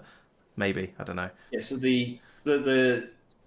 your physics problem is if you start from the ground and go up, then surprisingly quickly you've got a phenomenal crushing force to deal with. So you've got to have the resilience to deal with that. Is that bot going? Once it's fully established, that in quotes goes away. You've just got an immense amount of tension. Yeah. Centrifugal and centrifugal forces play on the cable along its length. If you start from orbit and dangle it down, it's. I mean, basically, I read something about that if they would build something like that, I think they would basically have the double the needed length up in space on the space station end, and basically put one end out and one towards Earth or something like that. Oh, it's a counterweight, yes. Yeah. So that's to make the actual thing work functionally, and that's the only way to really do it, unless you have some sort of inordinate amount of free energy. But yeah, as you dangle a cable down, it's like when it's not secured on the ground, you've got a phenomenal pull on that, and your risk there is you deorbit whatever it is that's holding it up. Yeah. And even if you manage to keep that in place, you get a thing that's heavier. I mean, a true story, my grandfather used to be a coal miner before he died. And who else thought Mike was about to say true story? My grandfather once built a space elevator. No, they needed to lower a length of chain down into the mine to connect something. I don't know why. He never actually told me why they needed to. Just told me they did. Anyway, and what they did is they got a ridiculously heavy locomotive engine. You know, the kind of thing that pulls a goods train of dozens and dozens and dozens of carriages loaded full of coal, with nothing else but that. Hooked the chain to the end of it, and basically gently lowered the thing down. And it started out okay. It was quite a deep mine. But after a while, they suddenly realized that the weight of the chain was greater than the braking force the train could apply to the rails, and they pulled the entire locomotive into the mine after it. Which was... I mean, no one got hurt. You know, they all realized what was going on fast enough for everyone to run away very quickly. But, yeah, that was just a simple chain trying to lower it down a mine shaft. And they accidentally put a locomotive to the bottom of the... Well, it wasn't to the bottom of the mine shaft that was hard. The problem, it got wedged part way down, and they're going, balls. What do we do now? Guys, I think we've got Let's a problem. get another locomotive with another chain to pull it out. Turtles all the way. I mean, locomotives all the way down. Yeah. It's just such a phenomenal weight that you have to do, and it is a weight rather than a mass specifically that you have to deal with because of the forces acting on it.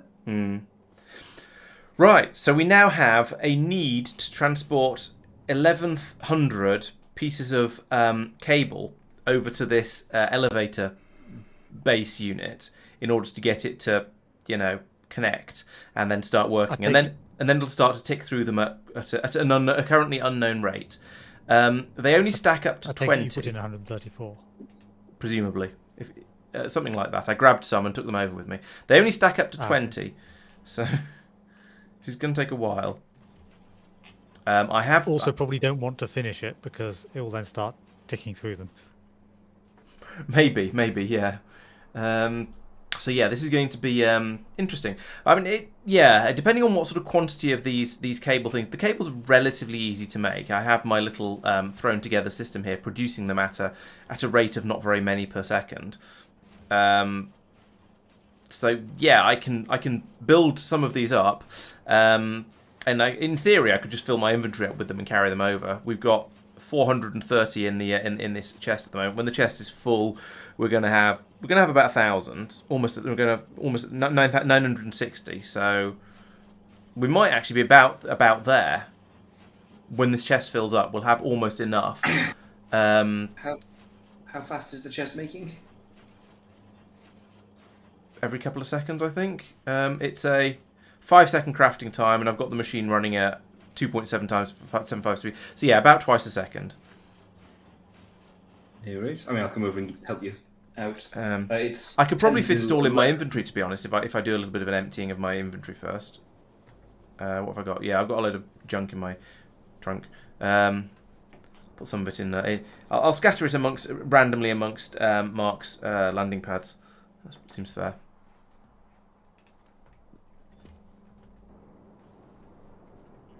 Here it is. Yeah, there'll be room in my inventory for it all. That should be fine.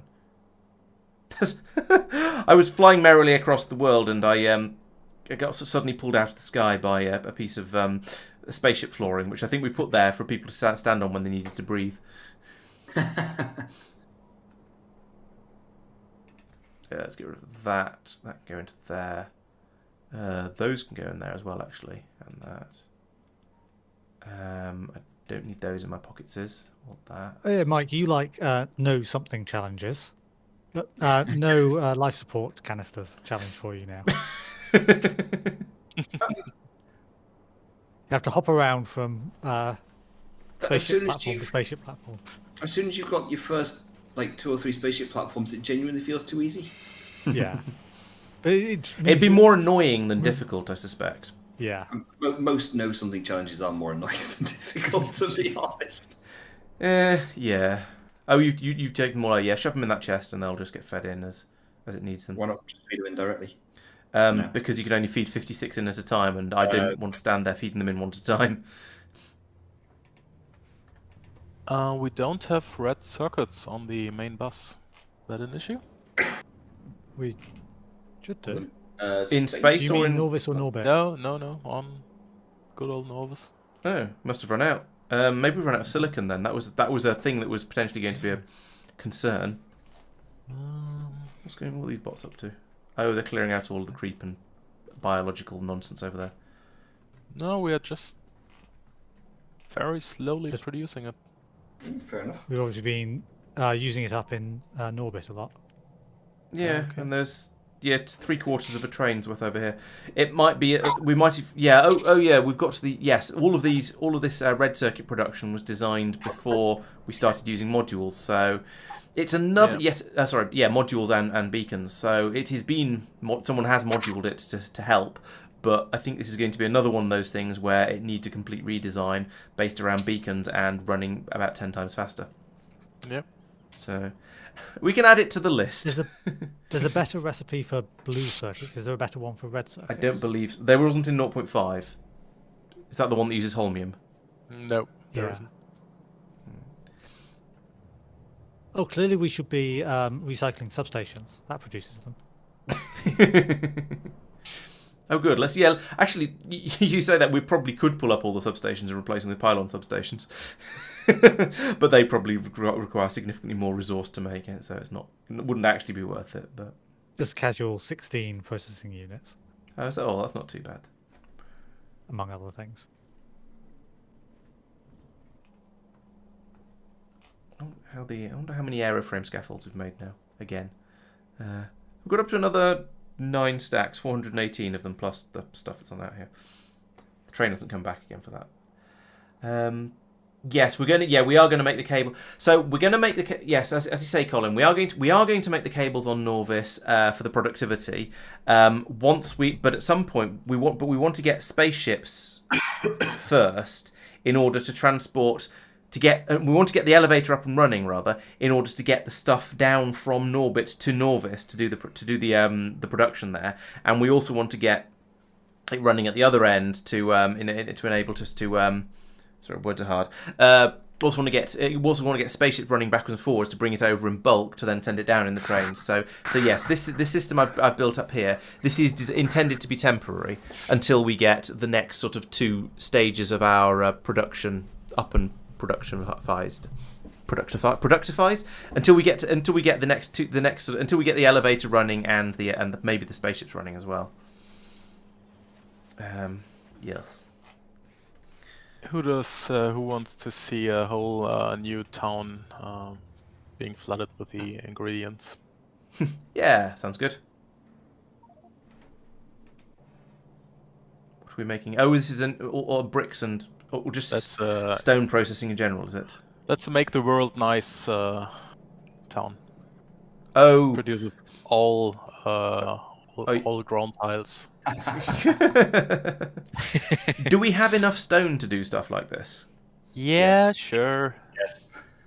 Because I noticed we were short of sand in a previous stream. There's always room for beautification. Mark and I are determined that we will have some aesthetically pleasing builds at some point. Especially since now we are nearing the last tiers of the machines, Yeah. so you can really do permanent builds. Yeah. All right, I'm just. My worry is that I was under the impression we were a bit short of stone. So Stone's free. everything's free. It's a time thing. If there isn't enough stone to keep the red circuits supplied with silicon, for example, then we're going to feel a bit silly that we turned it all into concrete in order to make. You say that time is a cost. However, as a project manager, I'm aware that you're not paying us, and therefore time is also free. Well, yeah, I'm not sure if patience is free. Yeah, it is. You can just download it off the internet. Also, you don't have any, so you don't have to pay for it. There's that as well. I sense that my joke about patience is in the old card game went over a few heads there. Yeah, I didn't notice it at all. What are these? Fair enough. Oh, black reinforced plate and light reinforced plate. Okay. Yeah. At some point, we will have to have a game of chess. That's all I'm saying.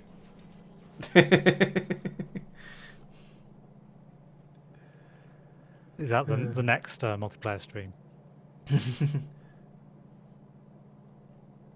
It could actually be very entertaining getting Laurence to do a chess stream. Pigglelot says he managed to go and get the steal the free ship and get basic space science set up without having any life support. Yeah, and it is certainly possible. Yeah, very I think, believable. are we actually making wide area beacons? I know we've certainly researched wide area beacons, but I don't remember if we ever actually started making them. I don't think so. I think you mean Assembly Machine 4, Colin, because we're on Assembly Machine 3 already. Although I have to admit I did go in and check that. Oh yes, you said. Sorry, missed that. It's 11 o'clock. It is. The obvious endpoint is when we get all of these. Oh, what are they called? Space cables, space elevator cables. Space elevator cables into the wretched thing. Did we want to actually finish that though? Do we want it to reach? Having 138? it 1 or 2 off is not a bad shout.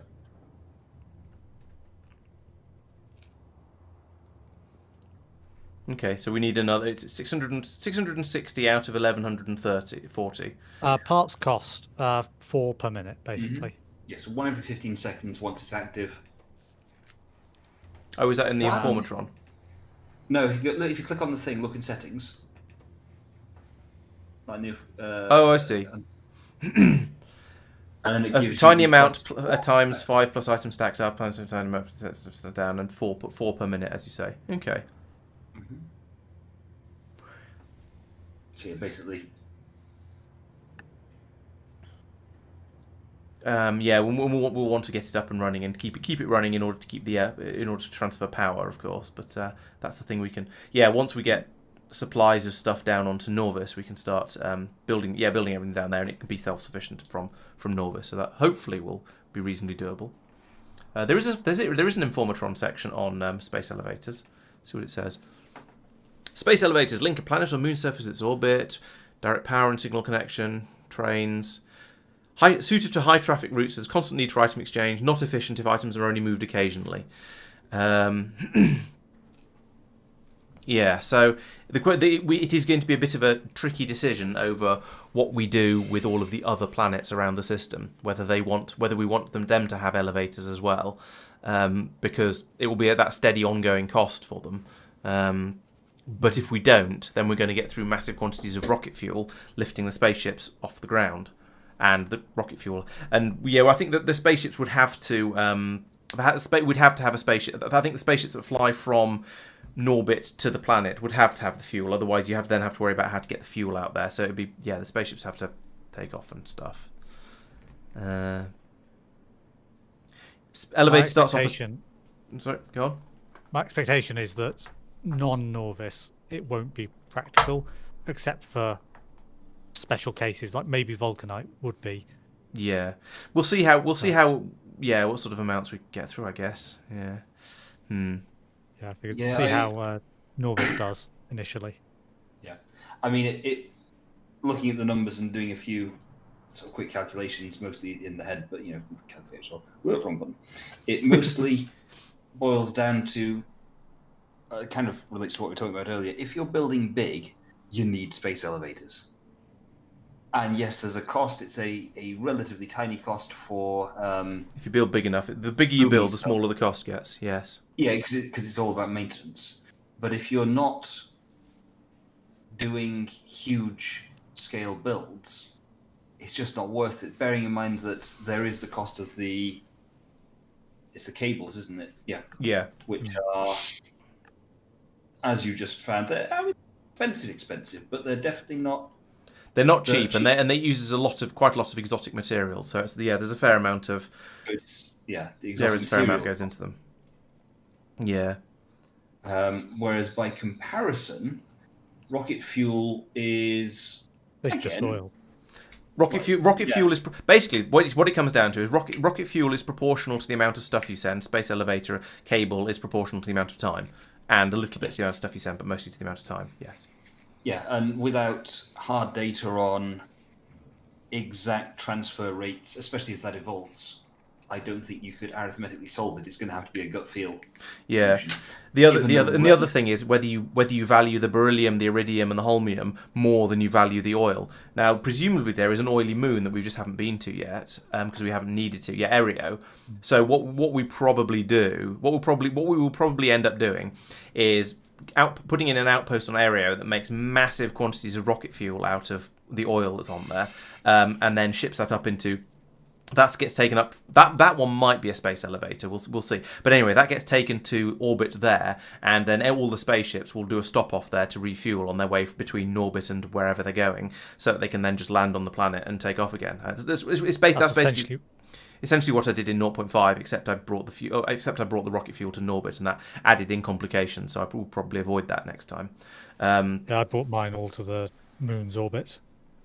Yeah, so I think that would be better, and I think So should we start off with that plan, and then we can see and then just when we use the elevator a bit more, we've got a bit more of a gut feel for the cost of it, and how difficult it is to keep producing all the cables fast enough. We could potentially consider changing our mind about that, but for now we'll go the traditional way and just use the space elevator on Norvis.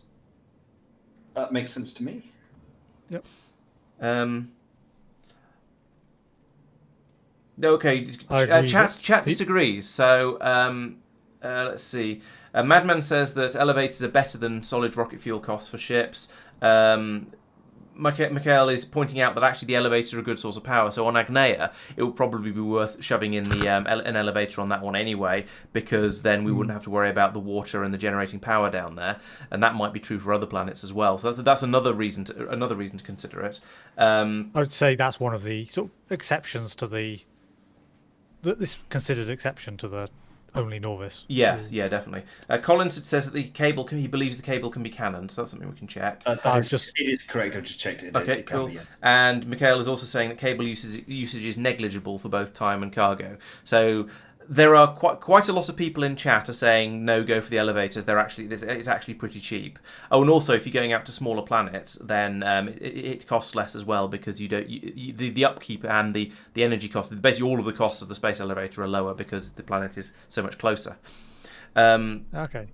But yeah, essentially there are at least a couple of people in chat who are very much convinced and telling us that actually space elevators are really cheap despite the upkeep costs. The upkeep costs are not significant. They are totally worth it. So, well, what we'll do is we'll play around with this one. We'll use this elevator to get supplies brought up to Norbit. From Norvis, and because that's a sort of a first step we can do without making any significant changes. Carry on delivery cannoning stuff from other planets for now, because we have to anyway, because we don't have spaceships. And then once we've done that, we'll have a bit of a feel for what the elevator's like, how much effort it is to make these. Well, we have an idea of how much effort it is to make these cables, and then we can sort of decide in a month or so. Basically, is what I'm saying. Well, Levin is saying that elevators are so cheap he's got 6 of them instead of redesigning his train grid. So, yeah. No, we haven't connected the power grids yet, because the cable isn't finished. The cable is only half made. So we haven't started transferring electricity yet, because it's not finished. We can't.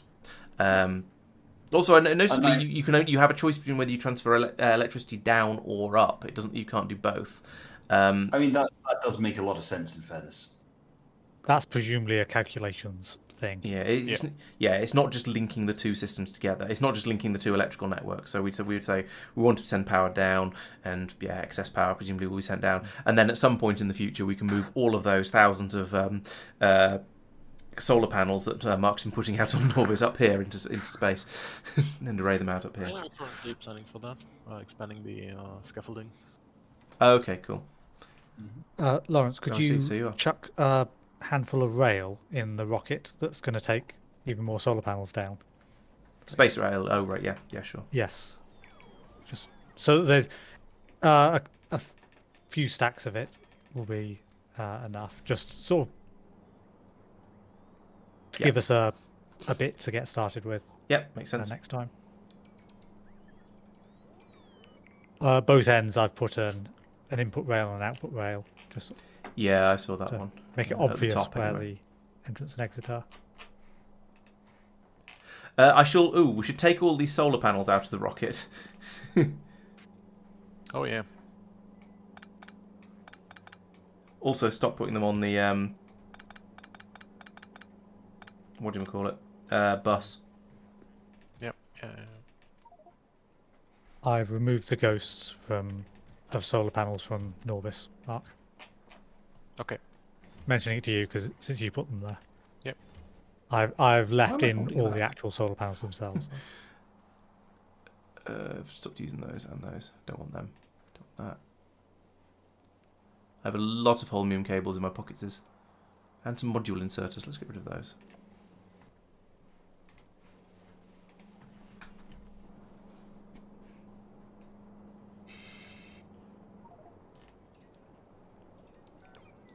Right, so we've got our space elevator. Do we think that might be a good point to finish? I think so. Is it worth talking about plans for season 2, season 3, etc.? Yeah, well, I don't mean sort of like, detailed, step by step. This is what we're going to do. yeah, okay, so yeah, I'll sort of summarise what's going to be happening over the next few weeks, because there is... Right, so next week is show week, which is kind of why I'm dressed up as a cowboy at the moment, or is related to that at least. So, yes, there will be no streams next week at all, so no Monday stream, no Monday Factorio stream, no Wednesday miscellaneous stream. That's just not going to be happening at all. The week after, I will be around, and we will be doing a Factorio stream then, and I'll be doing another miscellaneous stream. But the week after that... also will be a no stream week because I shall be on holiday. So there's going to be, over the next 3 weeks, there's only going to be one stream in the middle of those weeks. And so partly because of that, and partly because we've hit a sort of very much hit a milestone, what with getting this elevator thing down here and starting to I won't say starting to work, but we've placed it at least, which is an important step. Because of that, we're going to call this the end of Series 2. We're on Series 2, aren't we? Yes, we're on Series 2. Going to call it the end of Series 2, and so 2 weeks today, we are going to be starting Series 3, where we shall play around with an elevator and investigate that and see how things go. It's not going to be... There's not really going to be that much of a difference for you guys as far as you're concerned. It's going to be carry on much as before, but we're drawing a little bit of a line and saying, yes, this is the next part of our adventure. How we're going to deal with the elevator? Well, we have some ideas, but we haven't made any firm decisions yet, and we'll probably all end up doing different things with them because we're all sort of awkward like that.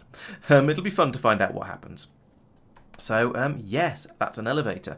That's quite a big achievement, and that's and has completely distracted me from carrying on with getting Science 3 over here up and running. Oh, I can actually paste these in though. So that's going to be... One of those is going to be chemical gel, and the other one's going to be... No, wait, that's wrong. That was a pickup station. Yeah, so it's completely distracted me from doing Astro 3, which was one of my plans for at the moment, but never mind. It was far more interesting and far more important to get that up and running. So yeah, and those are the plans. That's what's going to be happening on the channel over the next few weeks, and beyond that, we shall have to see how things go, because whilst we have ideas, we shall just be carrying on and seeing how it goes. Was that a suitable... Are you humming elevator music? No, God. Was that a suitable summary of what's going on and what's going to be happening? I felt like it got away from me a little bit, but yeah, stuff did happen. I couldn't possibly comment. Yeah, I am not my most coherent. I'll put a bit more of an explanation into the videos this weekend and see how things are going there. Anyways. How is recycling going? That's a lot of it's scrap more coming through. Sorry, I interrupted you. No, that's quite all right. Slightly sorry. Your stream. True, but even so. Yeah, I mean, it's the key point is that we're breaking this down into phases, as you say, and yes, this is definitely a major milestone. So the next phase is why is the copper backing up? That is an important phase. Copper law. It is a whole phase based on copper. Well, the thing that occurs to me, of course, is if we're going by milestones, then Series 3 is going to be incredibly short because Series 4 will start when we have spaceships. So I think Well, yes, that's part of what we want to be thinking about. Yeah, no, I think I suspect at a guess I would say I suspect Series 3 is going to be is going to be basically the elevator obviously and spaceships. Then Series 4 will probably start when we go off into deep space to get an Naquium. Or maybe when we start doing deep space science, something like that. And then maybe Series 5 will be the archaeological victory.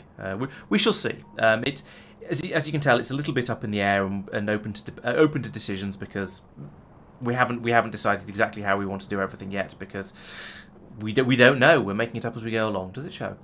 But yes, we will make plans and do things. Yeah, there is a lot of trash flowing in here, and we currently can't cope with it. All these two crates here are completely full of rubbish. Ooh, suddenly it's a lot brighter when I turn on navsat mode. Completely full of scrap, which is the current problem. So yeah, we're going to need to improve the flow here, probably by putting in maybe a couple of bypass belts going down the outside, and then another set of this somewhere over there, something like that. This is going to need a bit of a redesign though, because currently it's Mike is producing so much scrap we just can't deal with it all. And I don't actually mean that's a criticism. Area as well. Oh yeah, I don't entirely mean that as a criticism because I'm aware that he's producing the scrap as a byproduct from all of the science he's producing, but still. Actually, the scary part is if you're producing this much scrap when you've got massive shortages for your... Oh, no, you haven't got massive shortages for your material science packs anymore. All of that's I've been happily bulking things Marc. as they go. Most things have, yeah. It's started to... I mean, not strong. I think you started modifying stuff there and then not put the pipe back in. Yes. That's right.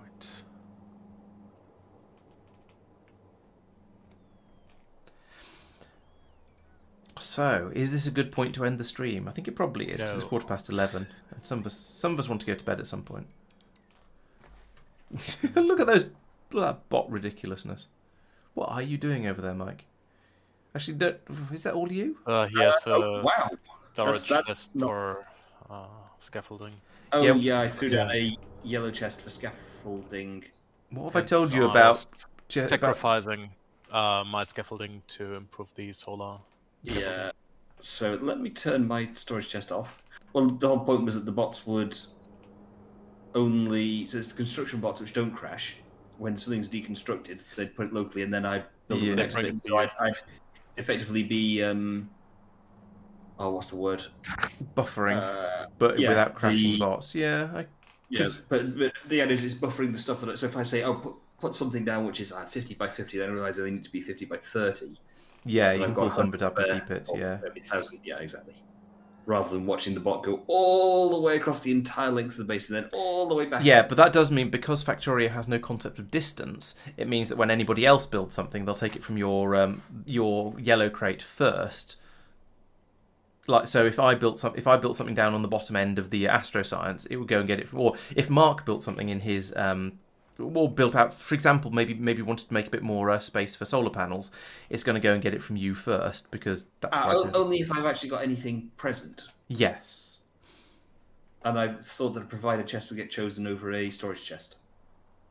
No, it's always storage chest first, then provider. Well, active provider chest first, technically, but then storage and then passive provider. The theory behind that being that it clears out your warehouses of shame, essentially. Fair enough. But yeah, in fairness, hadn't allowed for Marc deconstructing such vast areas, or and the other one, in fairness, if you throw down a 20,000 scaffolding area and you grab 500 off me, ooh. Yeah, but this is why I was saying what we should be doing is having separate robo network areas and then having a construction train that brings out a big supply of scaffolding and of pipes and of belts and of stuff like that. And then other stuff you can go and get yourself, because that's only going to be like 20 machines or something. Yeah, it requires there to be someone in orbit who can go and get whatever it is. Yes, it does. but it also makes all of the building and everything like that much quicker. It'd be nice if you could have sort of separate Roboport networks. You could have an all-encompassing one that was just for the big buildings, and then all of the local stuff. Actually, that might work. What if you had a supply in red chests of scaffolding nearby?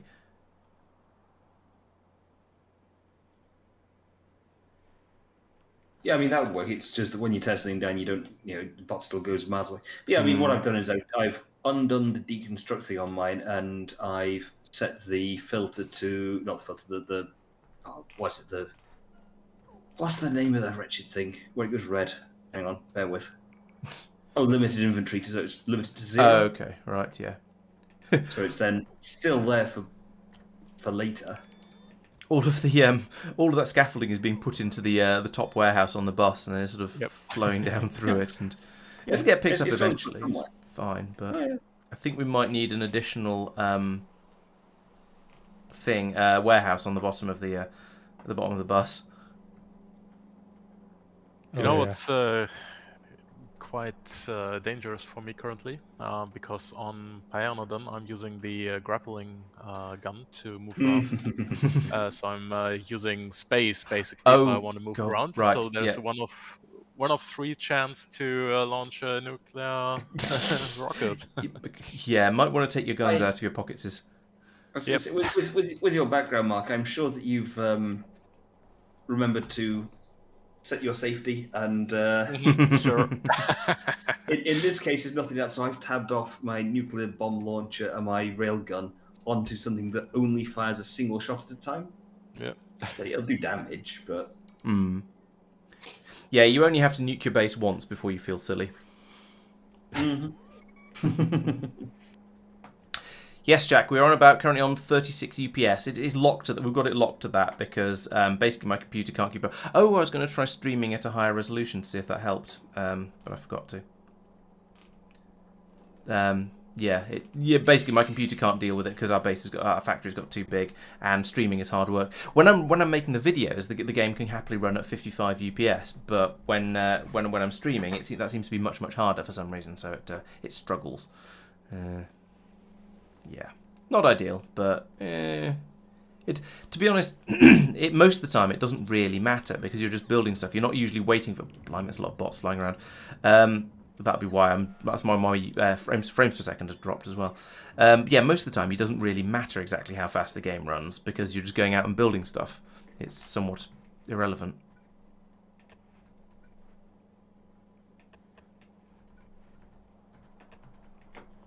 Right, I am sort of just picking at things now. I move. We end the stream here. Say thank you everyone for watching and all that sort of stuff, and continue in a couple of weeks. That should be linked to there, like that, and to there if it ever appears. So yeah, is everyone ready to finish? Or is people got stuff they're sort of right in the middle of and can't bear to? Jeez, Give look at me that bots. 3 seconds. 5. Said that 20 seconds ago. You noticed. The bots are so busy over here. The doors on the top of the warehouse aren't even getting a chance to close between bots.